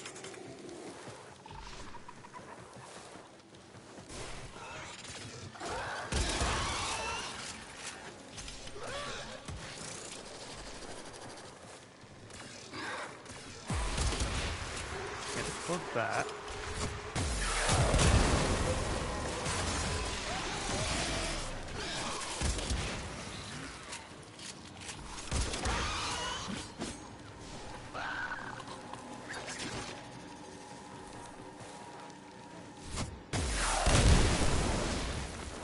longer I stay here, the worse I'm gonna have it, because these idiots can deal status effect that bypasses my shields.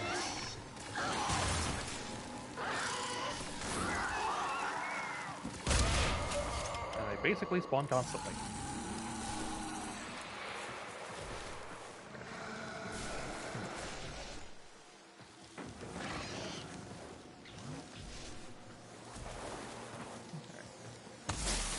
So there's this. Is there one on the other side? Multiple targets ahead. Thanks, Mom.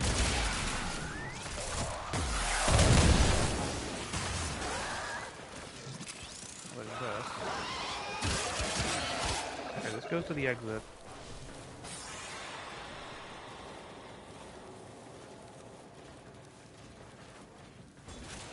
Let me see if it's around here somewhere.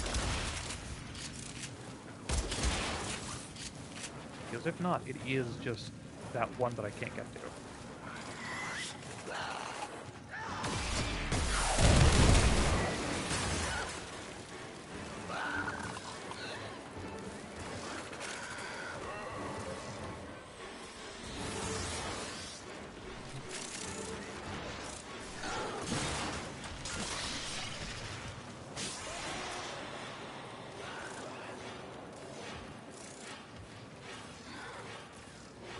Oh, it's probably up there. Whap.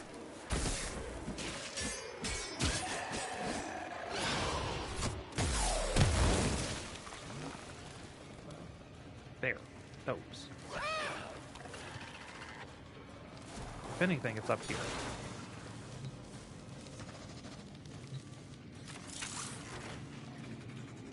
Or not? Oh, god damn it, it is. Well, time to continue my exploration.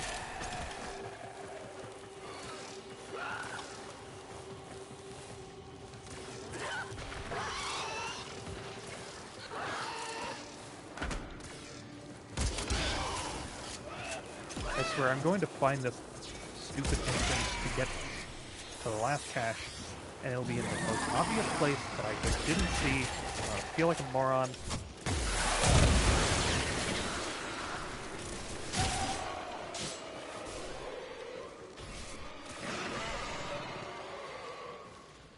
It can't be on there. Wait.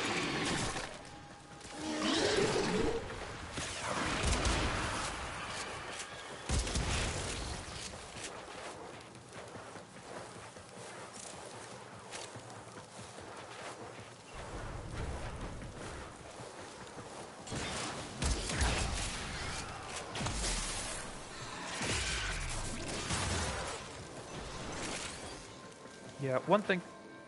Finally. I bet I don't even get the mod I've been looking for. All your objectives are complete. Proceed to extraction now. But yeah, a lot of the... all of the missions in this game are... the, like, layout is randomly generated from a specific tile set.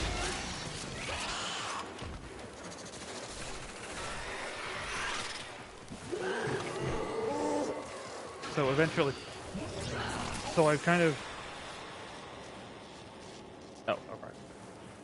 I've kind of gotten used to recognizing certain tile sets, like certain tiles in the sets, to be like, oh, I know this tile, there's nothing here, and just move on. Another job well executed.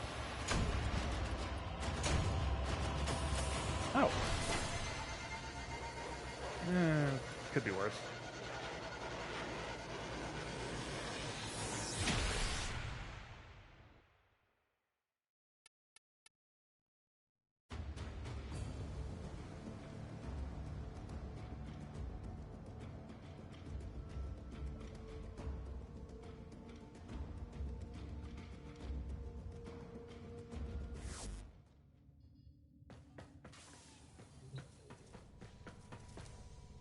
I just thought I'm going to use my Nova. Nope, not that. Upgrade. Swap to this one. There we go. So a lot of people, a lot of people say that you should have two. If nothing else, you should have two frames for like farming purposes. One that boosts drop chances of stuff, like Necros or Korra are very good options. And then one frame that's just speed. And usually, people default to something like Gauss or Volt, you know, the ones that have abilities that boost their speed. My speed frame is Nova here. Otis finds it odd that humans only get a few years to live, yet spend most of that time Doing everything wrong. learning how to live. Existential Dread Ortis. Wonderful.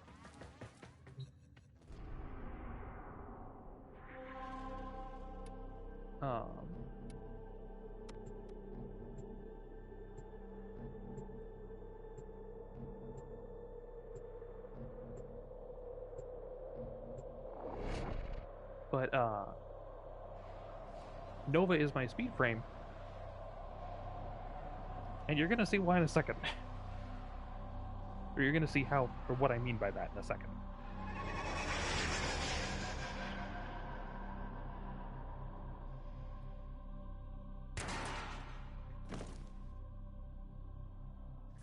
This infestation must be contained. Destroy the hives to sterilize the area.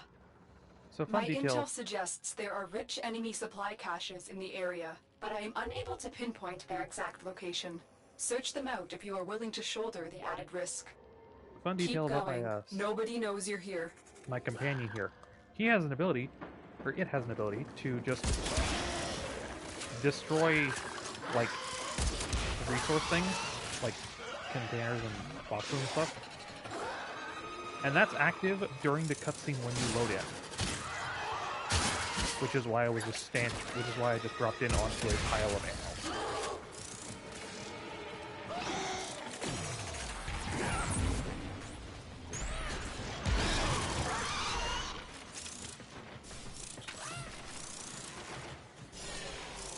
Oh, I am on public. Okay. I honestly forgot that I was public.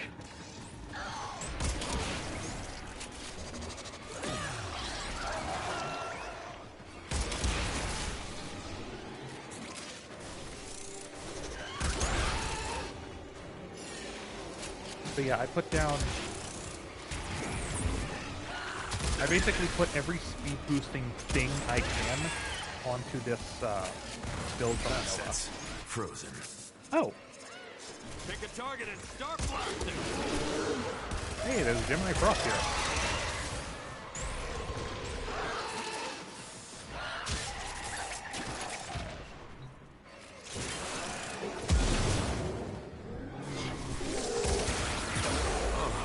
That's a lot of blood. It's mine? Stay focused. There's a heavy unit approaching. The old stuff. No.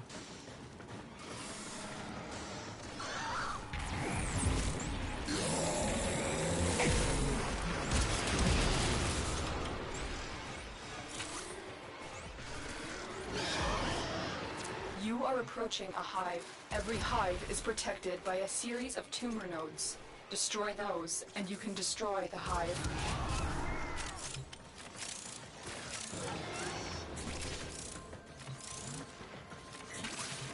There we go. That's one down. You found the first resource cache.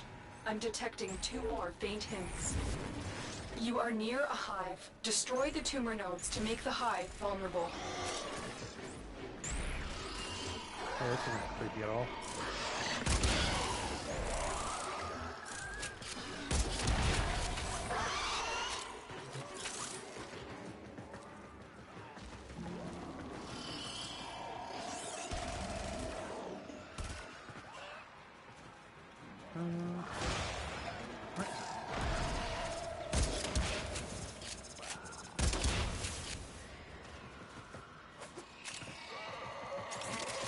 Oh, it's up here somewhere.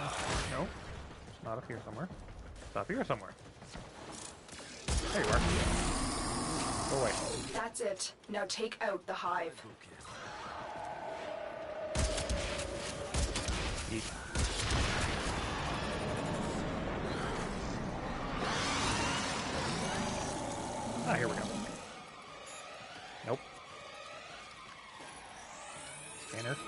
I don't want to scan. I don't want to surf.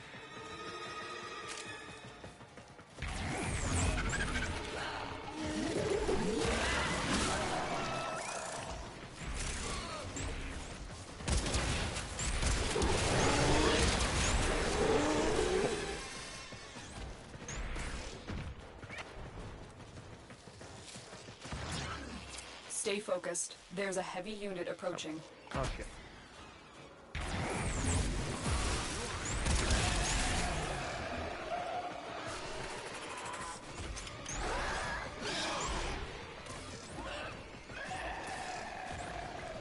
Wait, still stuff up there?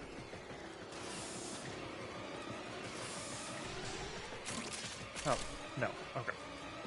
That's just drops.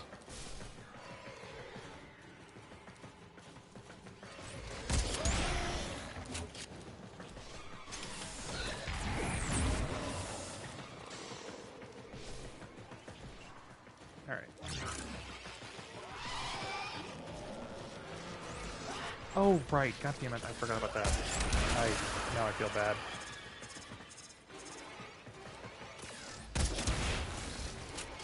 To keep going, at least 2 people, or everyone in the mission, or 2 people.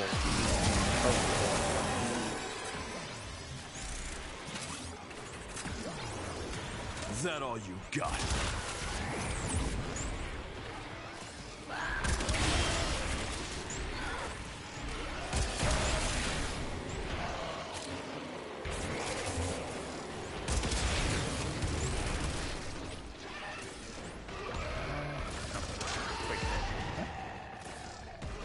How do we go down?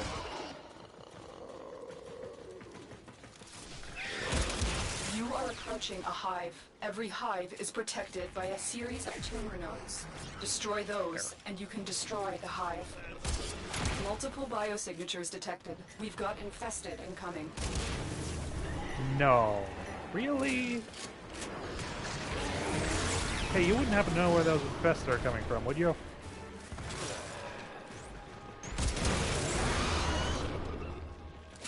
Alright. Give me.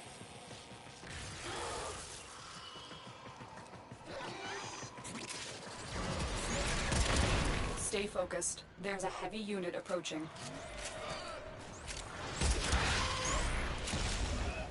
Oh yeah, that's also something I turned off in the settings.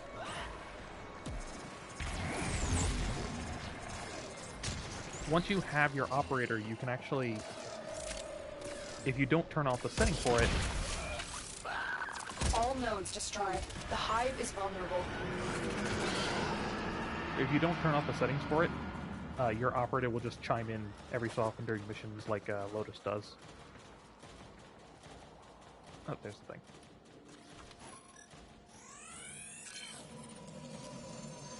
Oh, and fun fact, there are 4 different voices you can choose for your operator. And one of them, the one I picked, Raven, is Charlotte from Genshin.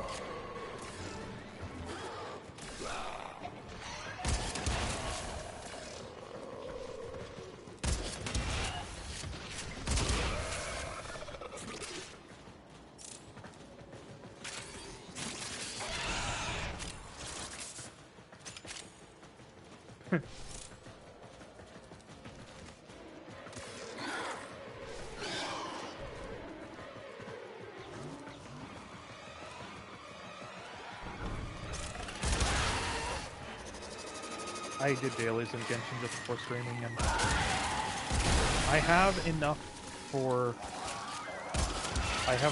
pull for Furina, and I'm kind of tempted to because I actually do kind of want Charlotte, but at the same time, I want to save up for Shallonen. As minuscule as that effort's going to do. As minuscule as that effort's going to wind up being. Oh.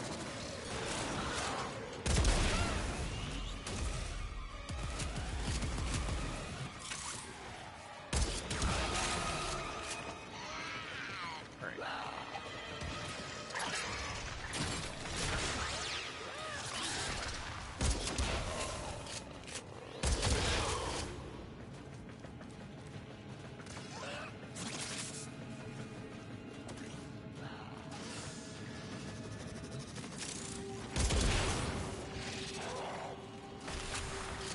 Honestly, I'm kind of interested in Versa too, but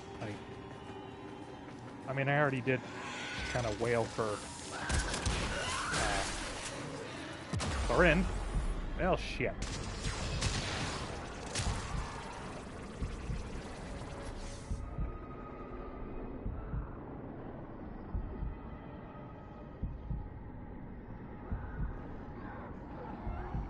Oh, okay.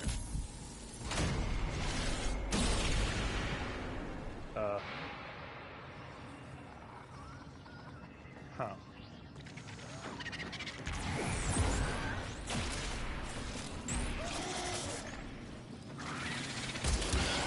Stay focused. There's a heavy unit approaching.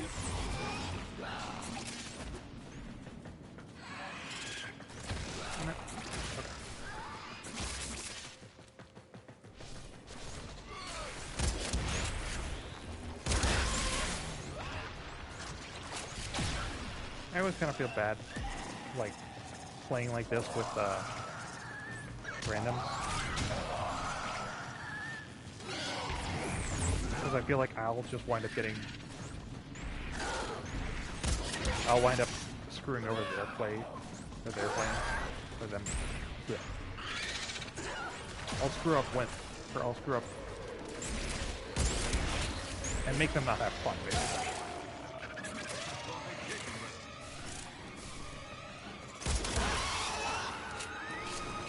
Okay, now where to? How the fuck do we get there? Oh, right. I guess that is...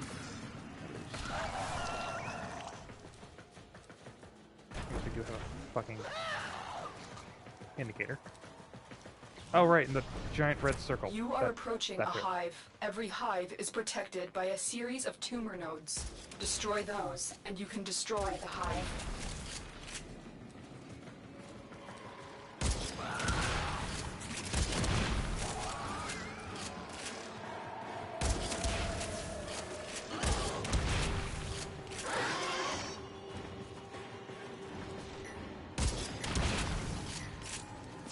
Quick, destroy the hive.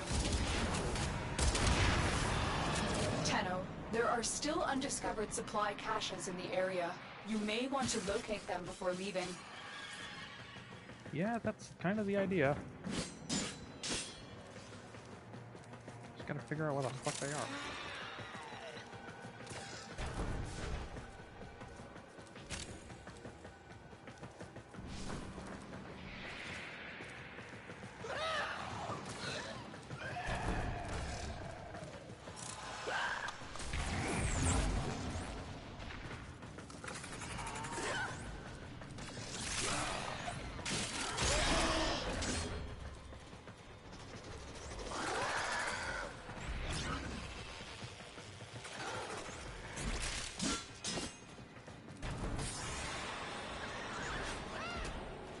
Oh, cool.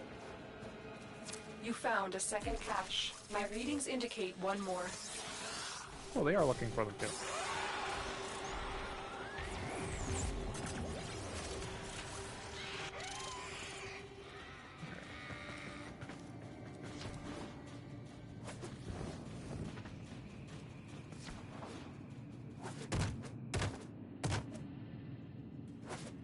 There we go. No. Wait a minute. There's one down here? Hey! I didn't know about this place. You found all the caches. All your objectives are complete. Proceed to extraction now. There we Mission go. complete. Excellent work, Tenno.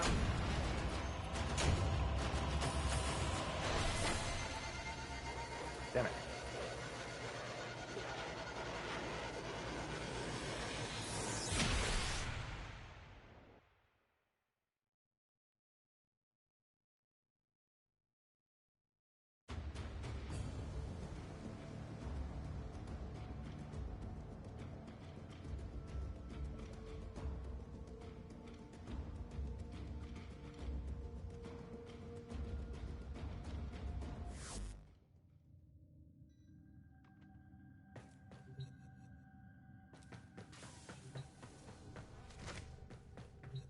let's see. I actually kind of want to check something. Okay. Oh, so this is the relic system. Now, this is how you get the fancy shit. Or some of the fancy shit. Many things in the game have prime versions. And prime versions are more or less just better. There are some instances where it's like a side grade, but generally the prime version is the better one. This is how you get them. You need to find a relic that has the stuff that you want, like, say, all the parts for Nezha Prime. And then you need to crack them open in specific missions that are timed, or that are that only exist for a specific time before they move Everything to a different in orders, operator? Is that a pun? I will attempt to bypass this fault.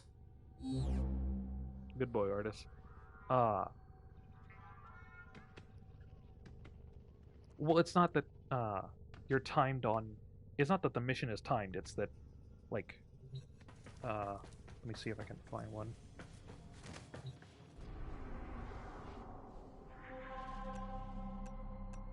Like this one.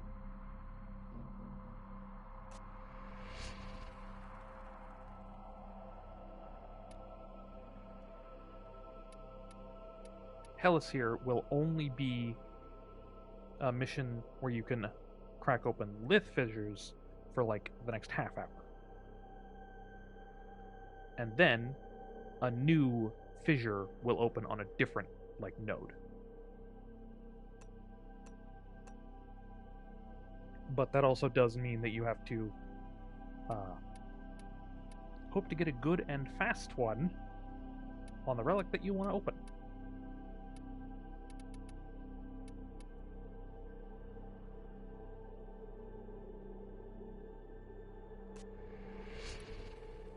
And then you need to upgrade the relics. And then you need to upgrade the relics with void traces. You get void traces by doing missions and cracking open relics. And then, but you go to a mission with a fissure, and then you select a relic. I'm going with this one.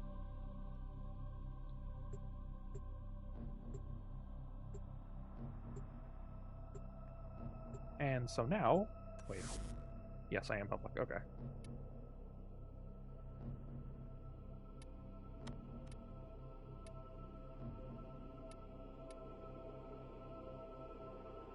Actually, that is true. It is advised that when you're cracking open relics, you do it in a public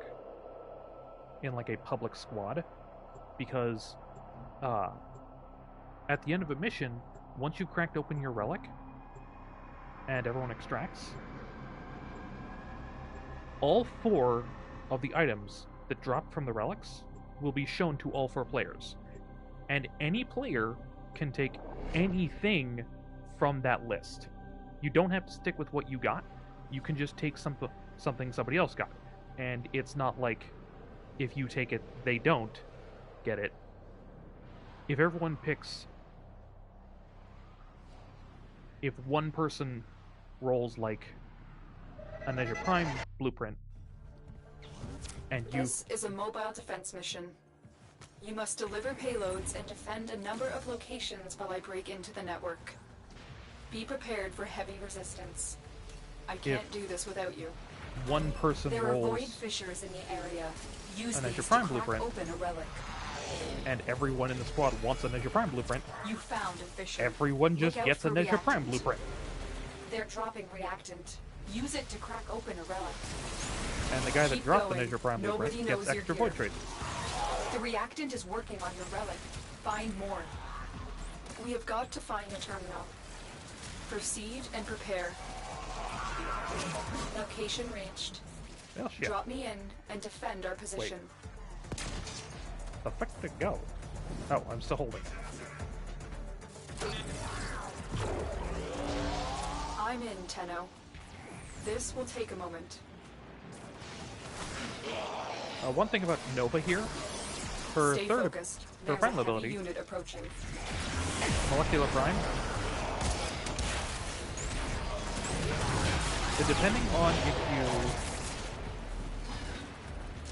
Depending on if you just tap the button to use it or hold the button, it will affect enemies differently. If you tap the button, any enemy affected by your molecular prime will go slower. If you hold the button, they go faster. Still working on it. Continue to defend.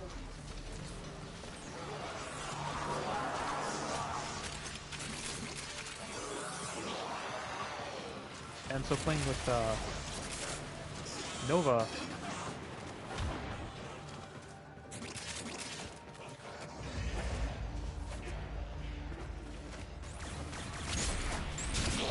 but you kind of have to decide what is, like, do you want more kills or do you want them to stay away from you? To decide which speed you want to set the enemies to. We are finished here. Move on.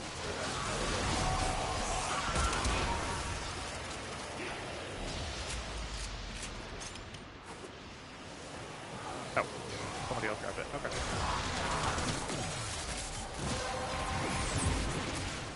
Oh, cool. The relic has been cracked open. The buff is Finish your completely mission useless to me, find but out what's inside.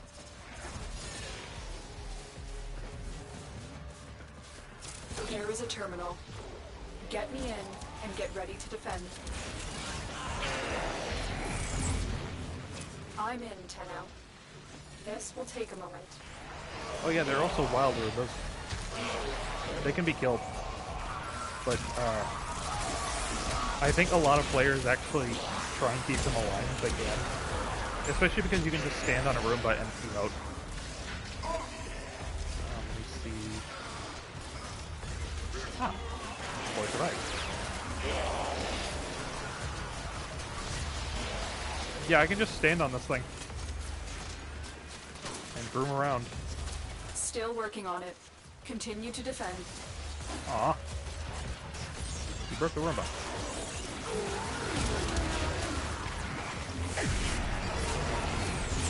Stay focused. There's a heavy unit approaching. Most cunning founder! Give me that coin. life, I protect your sacred crown! Cool.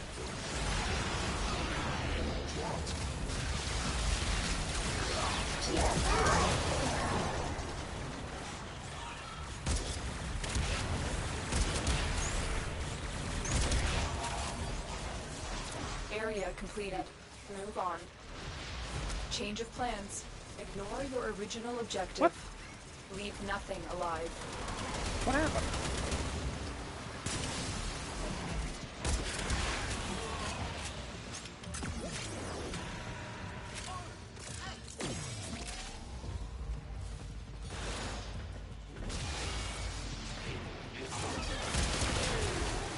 Something I want to point out about my grenade launcher, just because I think it's funny.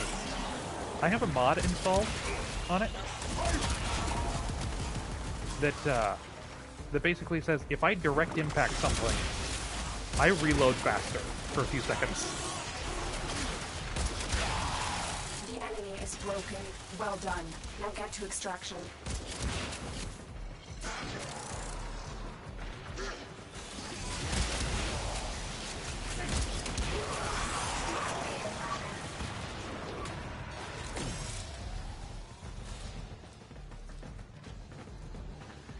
Oh, wait. Well, they're not here yet.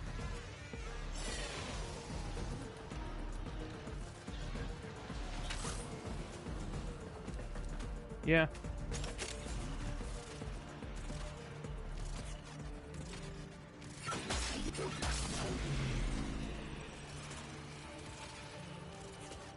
Yeah, a lot of,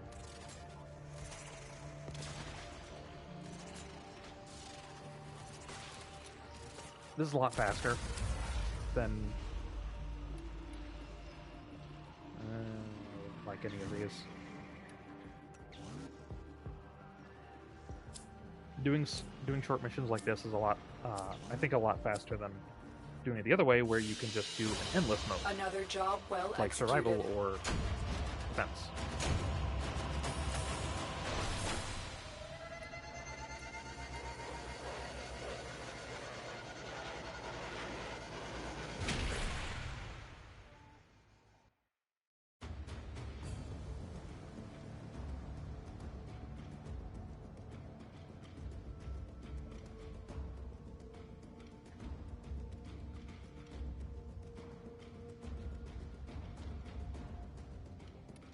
Let's see, I think that's an Excalibur, that's a Volt. No, that's a Gauss. And that is a Wukong, maybe? No, that's a Vobin, I think. Yeah, Vobin. Nice. I kind of like doing that at the end of missions every so often. Trying to figure out if I can tell what frame they're using without looking at it.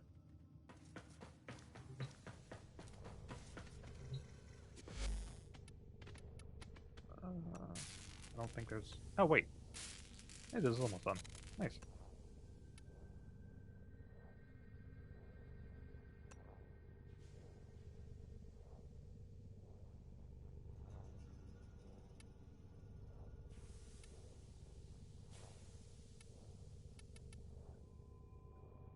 Yeah, this is the foundry. So, fun fact about this. Hildren. Hildren... Stand by while I analyze the intelligence profiles of the Grineer.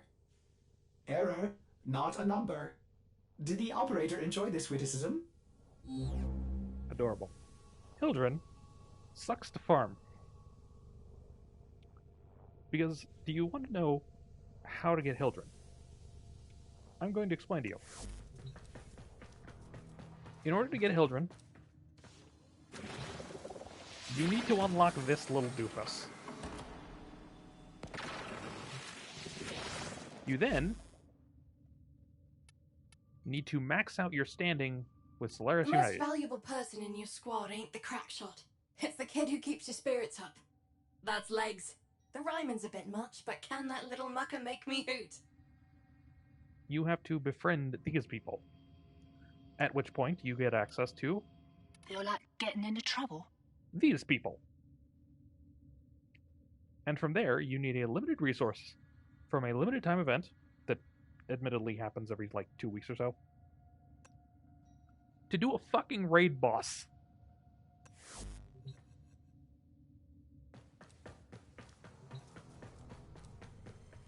And you need to hope that the Hildren part that you don't have drops from the raid boss. As you can see, I have a Hildren blueprint. I have a Hildren chassis. I have a Hildren neuroptics. I have a Hildren chassis blueprint and a Hildren neuroptics blueprint.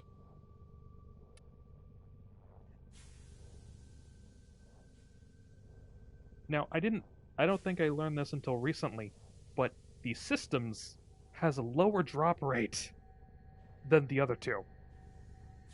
And so when I got 2 chassis and 2 neuroptics, I just decided, fuck that, I'm going to trade for platinum so I can just buy one.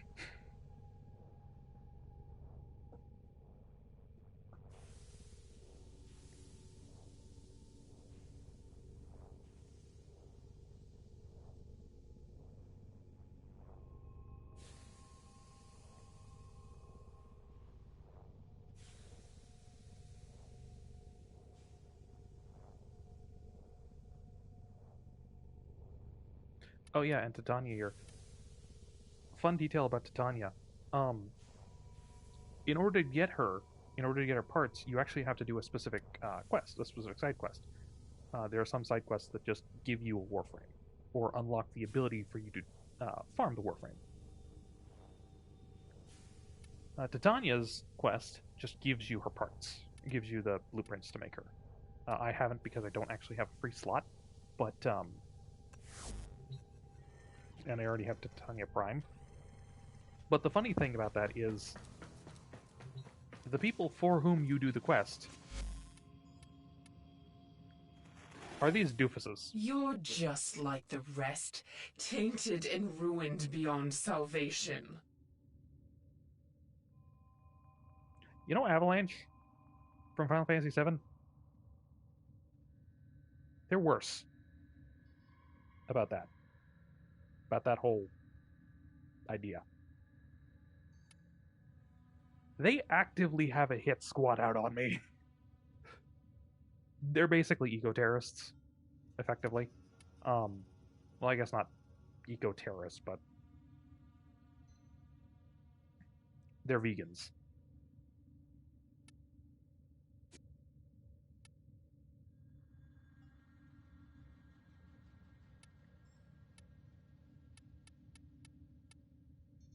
Their whole deal is like this. They kind of want to purify humanity and Earth so that they kind of want to purify humanity and Earth and all that.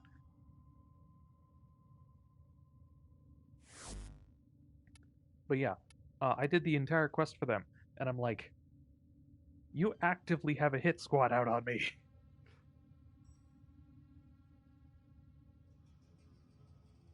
And then I thought it was kind of funny. At the end of the quest, the person who gives you the Titania blueprint is like, hey, here's Titania's blueprint. Can you, like, make her so she's a thing again? Because I kind of really liked her. This chick pipes up and says, we're going to make sure that he does. And I'm like, this is a lot more appropriate now that you have a hit squad out on me.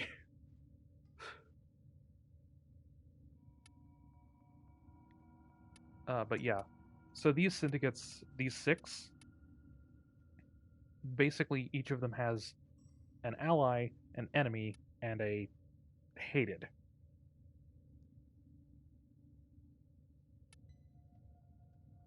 And so when you gain standing, aka effectively money, with any of them, you then lose, or you then gain some money or some standing with a different syndicate, and then lose standing with 2 others. And and there's a reason. You would make an excellent Cephalon, Tenno. I'm sure I would, but no thank you. But because of that system of some syndicates hating each other and some syndicates liking each other, there's only 2 like trios that you can max at a time. Like, you cannot max all 6 of them. You can either have Arbiters, Steel Meridian, and Suda, or Nuloka, Red Veil, and Perrin.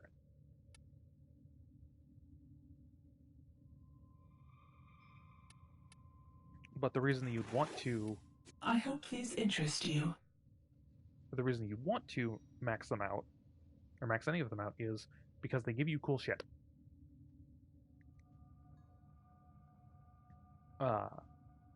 All of these are augment mods. Basically mods that change how certain weapons or Warframe abilities work.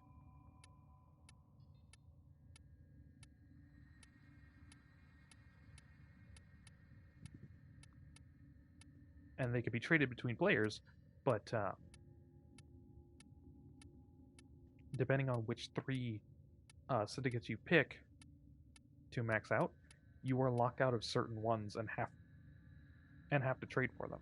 Like the other day, I had to buy an augment for Valkyr from somebody else who had the syndicates or already had a copy.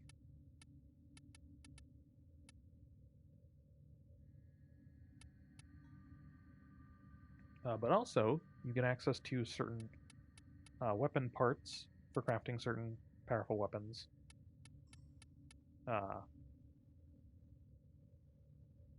Decorations, emotes.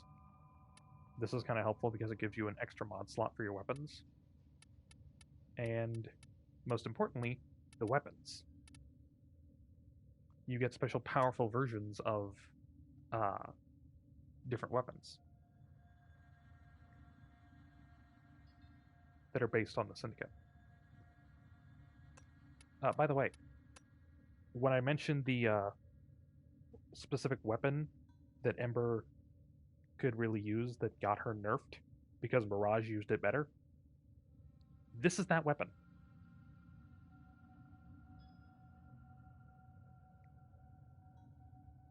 It like fires out a ball of energy that suddenly explodes. Oh no, you don't have to pay for anything. Like, genuinely, you do not have to put a single cent into this game.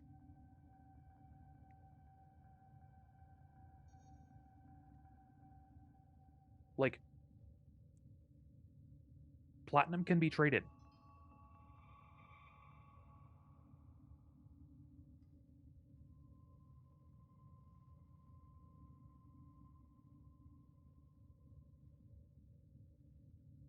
You can trade, like, the prime parts that you get from relics. You can just trade that junk that you don't want or need.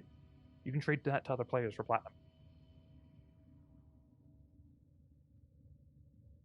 You can trade really good or rare mods that you get for platinum. Like,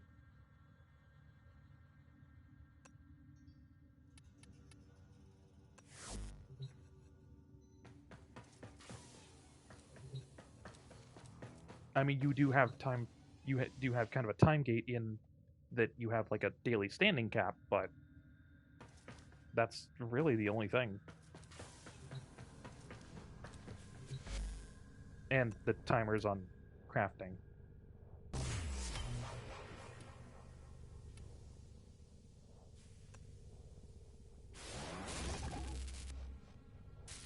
Trust me, it's not a fun. It's not very fun to deal with trading.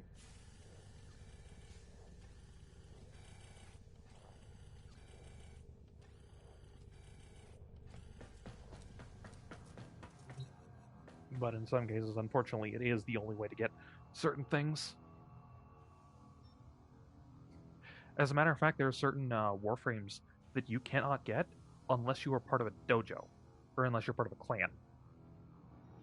Because certain Warframes can only be obtained from a clan's research lab at their base.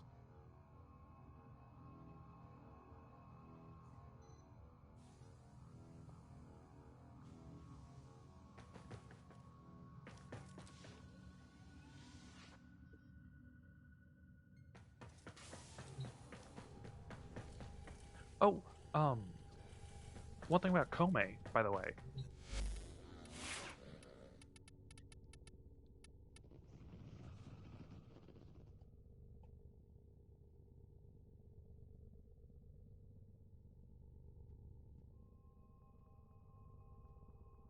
God, that would actually be really nice.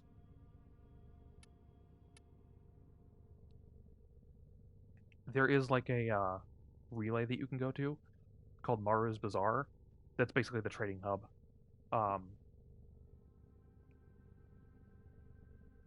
That's basically the trading hub, and while you're there, you can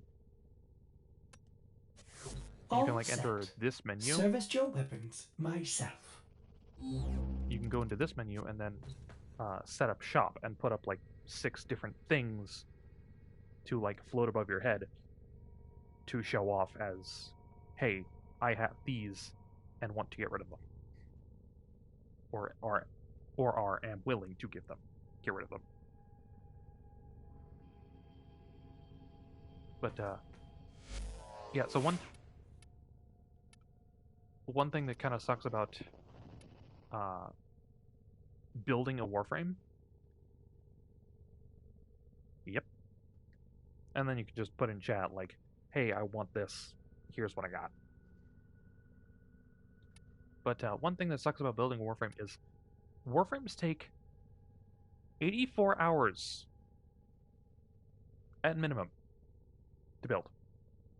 Because all 3 parts, which you can set to build at the same time, all of those take 12 hours to build. And then building the frame itself takes 3 days.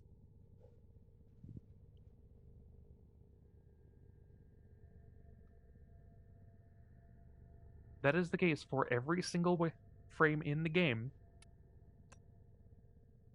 except Little Miss Kome here.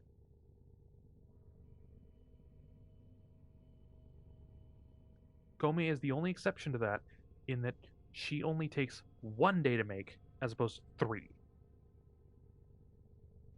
And the reason for that I've heard is that she's supposed to be like a new player friendly. She's very early on in the map. She's very early on in the game. She's very easy to farm. The mission is simple, and there are constantly just buffs that you get from doing the mission. And even if you don't get her parts from the mission, you can just buy them from a very easy to find vendor for not that many of the drops that you get from the mission.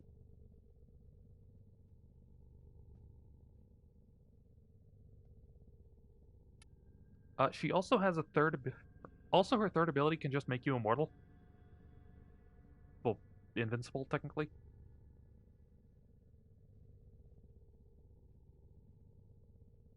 Omamori, her third ability, will surround you in Omamori.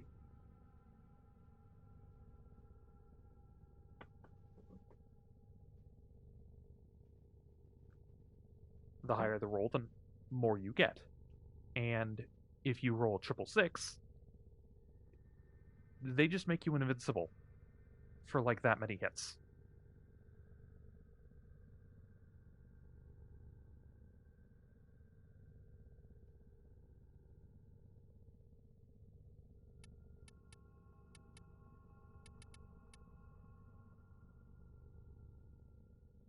Yeah, she's apparently a very good frame for new players.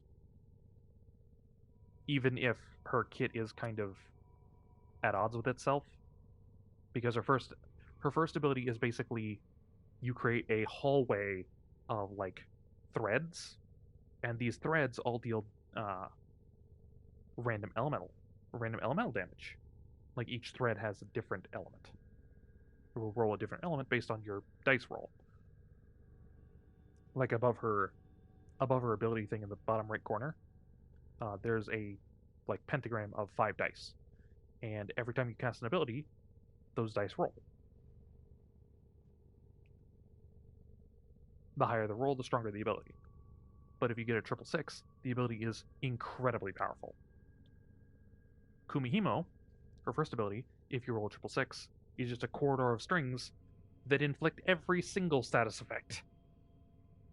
That's just omni-elemental.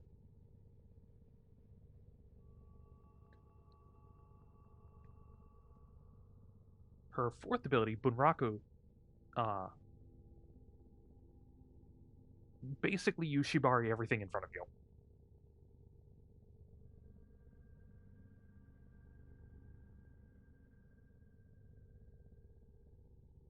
But if you roll 666s when you cast Bunraku, you shibari everything around you, both in front and back. But Bunraku and Kumihimo are kind of at odds with each other, because Kumihimo needs enemies to run into it to deal damage, and Bunraku stops people from going anywhere.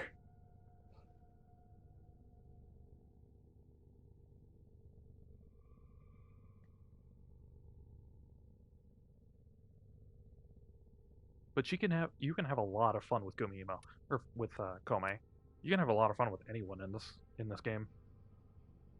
You just need to figure out how to do that.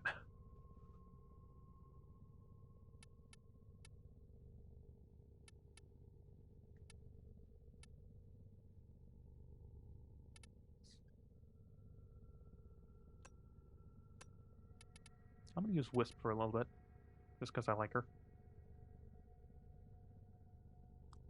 Fun fact about Wisp, she has like apparently the best debuff in the game, more or less. Because this is just a radial pulse that hits a lot of enemies in a very wide range and just makes you do, in my case, 4.25 times more damage.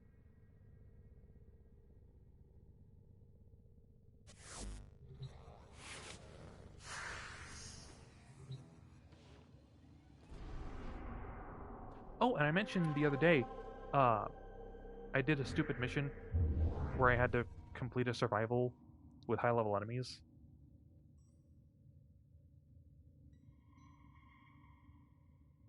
Yeah. I mean, there's a reason Fashion Frame is Endgame is a meme. But, one thing But when I was doing that mission with, not killing anything and completing a survival mission, this was the frame I used. Because Well, let me just show you. After I go solo, real quick.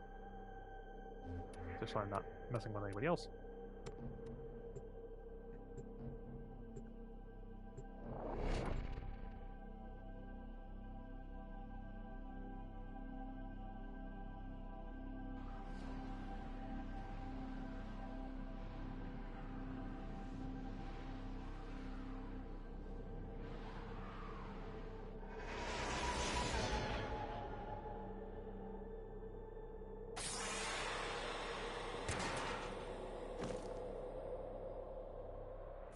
This infestation must be contained. Destroy the hives to sterilize the area. My intel suggests there are rich enemy supply caches in the area, but I am unable to pinpoint their exact location. Search them out if you are willing to shoulder the added risk. Wisp's You're first still ability in the clear. No detection from enemy sensors. lets you swap between health mote, or a health flower, a speed flower, and a shock flower.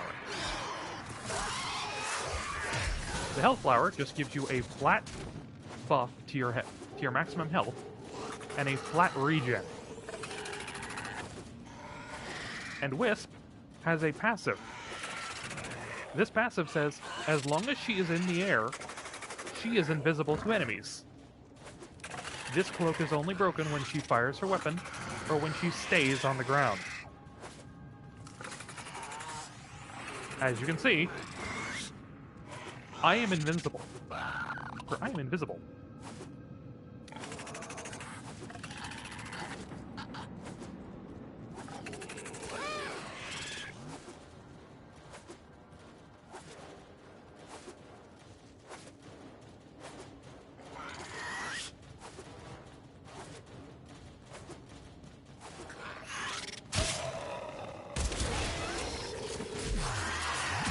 Oh yeah, and this is my ultimate.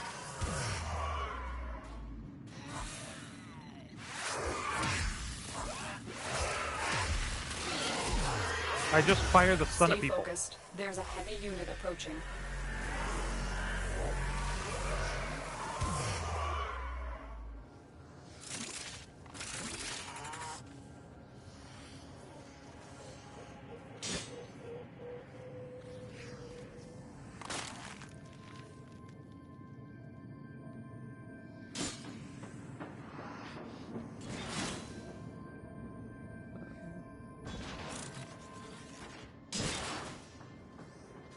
You found the first resource cache. I'm detecting 2 more faint hints. Ah, shit. Alright.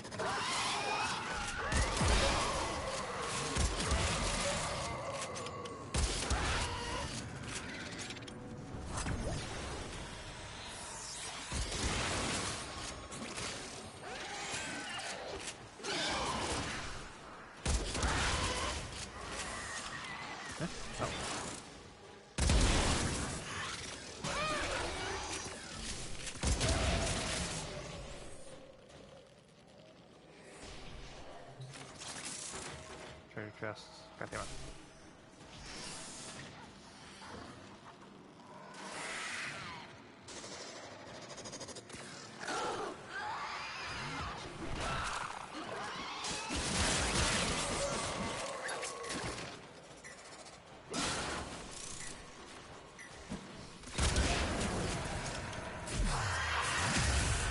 Eat the sun.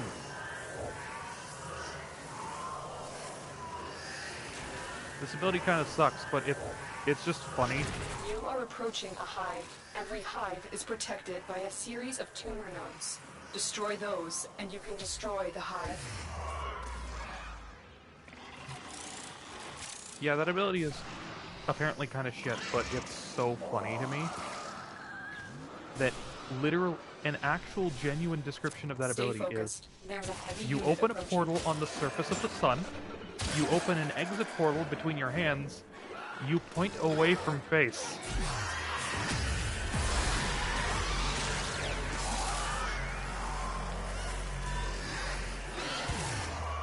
And you just barf the sun at them.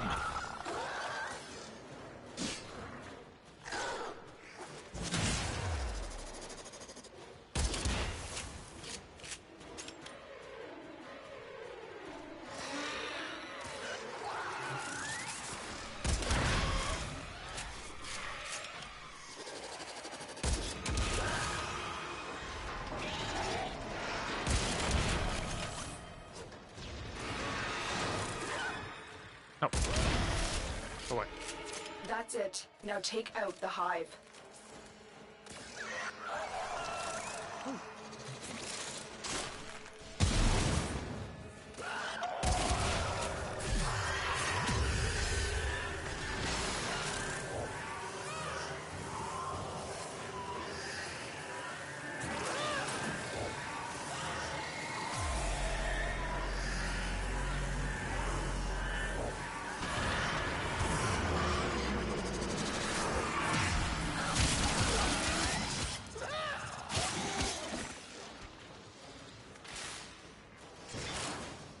I think I might end stream after this mission because I kind of want to.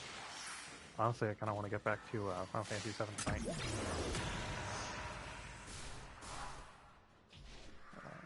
I really hope that that's not a cache. I really hope that that's just a basic box.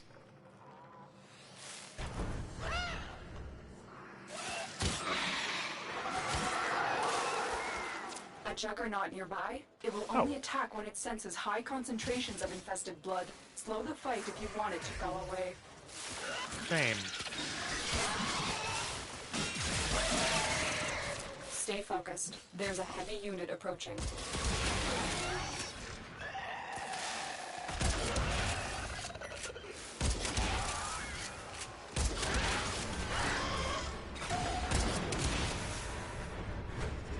You are approaching a hive. Every hive is protected by a series of tumor nodes. Destroy those, and you can destroy the hive. Yeah, I keep getting distracted from.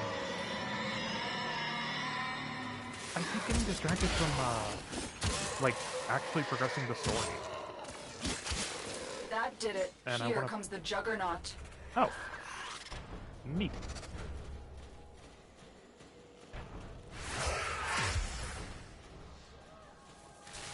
It's a frustrating thing for me of I keep getting distracted from 7, but I still really want to play 7, and so I kind of have to force myself to do that.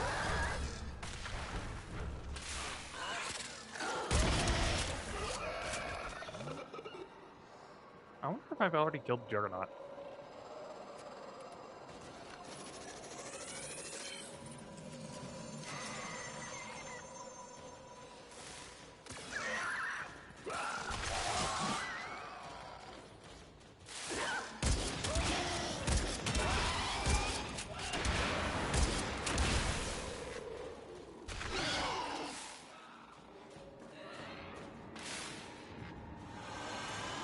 Oh, shit.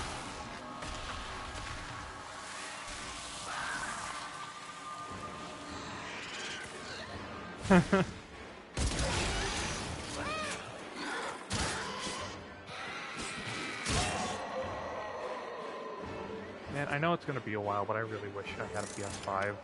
Because after I finish, like, base 7, I want to go through and play the remake.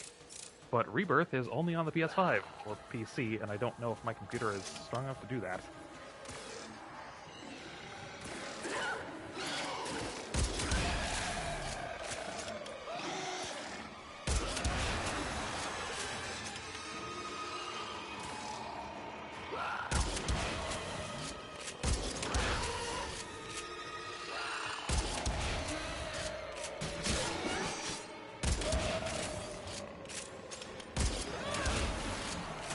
Yeah, I've kind of learned, kind of thanks to Genshin, honestly, Genshin and Zenless, that I should just try instead of instantly thinking, oh no, I can't run that, but because honestly, I'm a bit surprised at how chunky my PC is, or my current PC is, my desk one.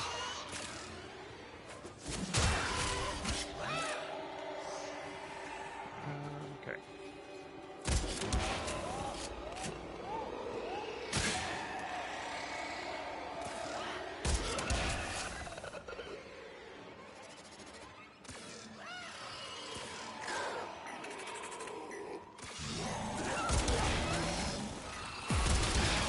Yeah, that's one of my like fears. That was one of my fears with my old PC. Now quick, destroy the hive. but this one's... My current one is a little bit better.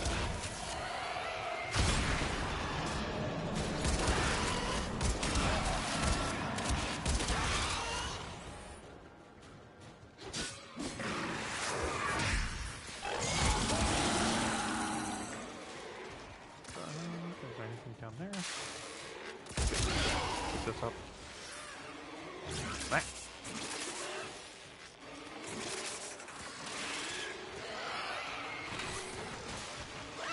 Oh.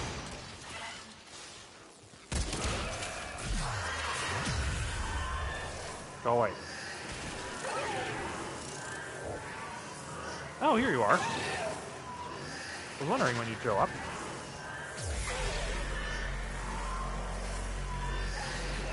Come here and taste the sun. Heavy infestation ahead. Fine. I've completely forgotten about Breach Surge.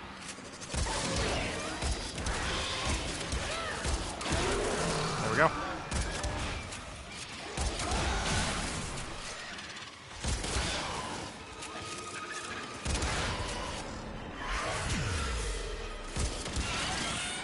Yeah, I should be using Breach Surge a lot more often. I just remembered.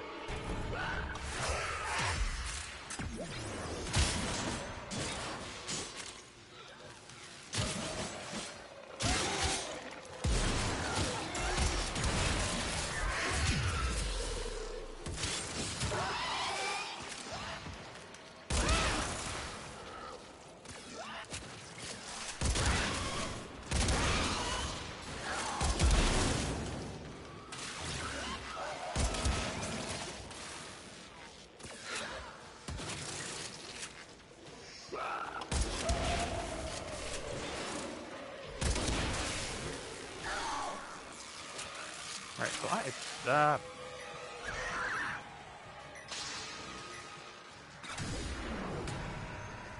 oh, hey, more songs. Can I? I can! Neat.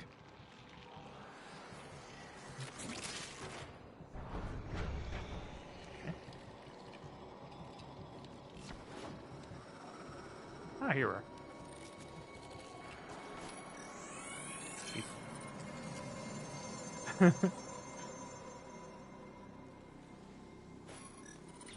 Hey, got a new song. Not sure I should be happy, but I just got a song called Our Disease.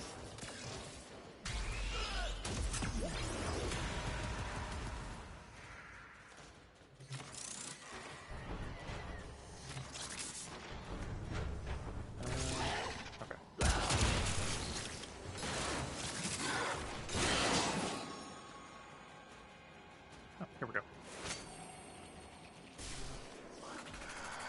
So those little blue things, like that thing I just picked up now, those are called I-10 stars.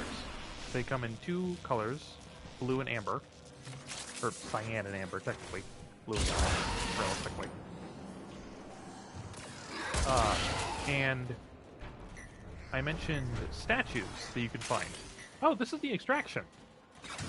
Huh. Okay, so I found my exit. Which also means I don't need to worry about missing anything on the way here. But, the statues I mentioned that can be hidden, like, really well,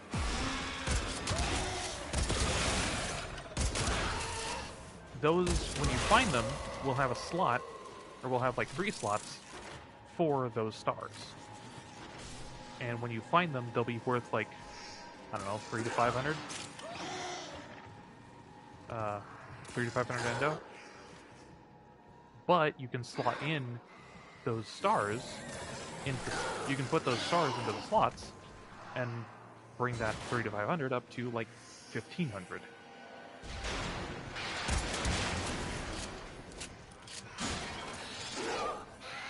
Ooh. You found a second cache. My readings indicate one more. I'm going to be very happy if I find all of them before I actually do the mission.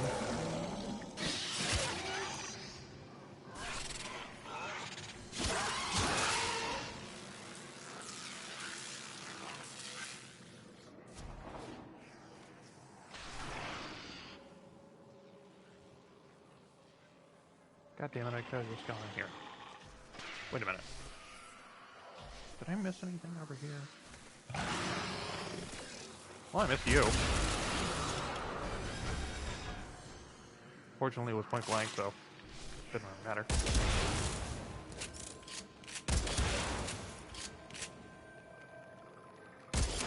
Oh! Here it is! You found all the caches. I'm gonna fucking laugh if this is the exact thing that I wasn't looking for.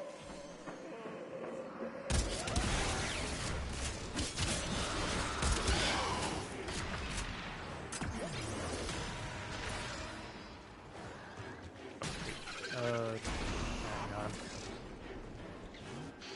Down here. There we go.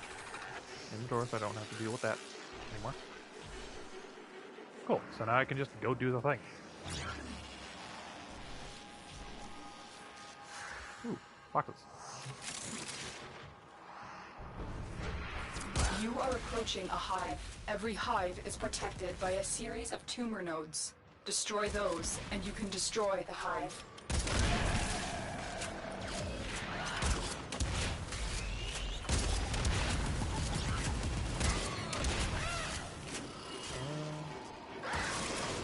Oh, there it is.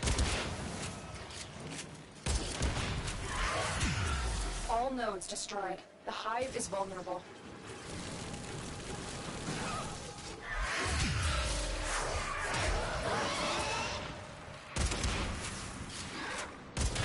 All hives There. destroyed. Head to extraction.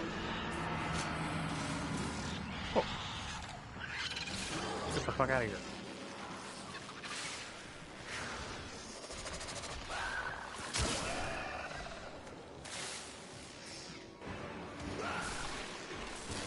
That. Okay.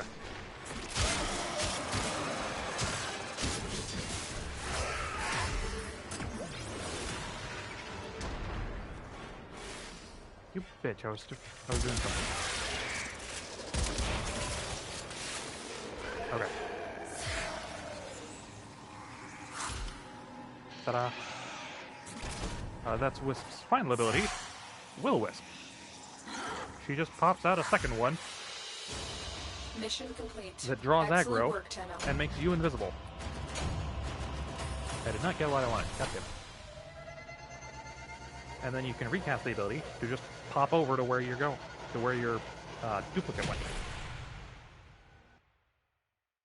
It's also unique, apparently, in that it is one of the few, like, doppelganger abilities like that will open a door.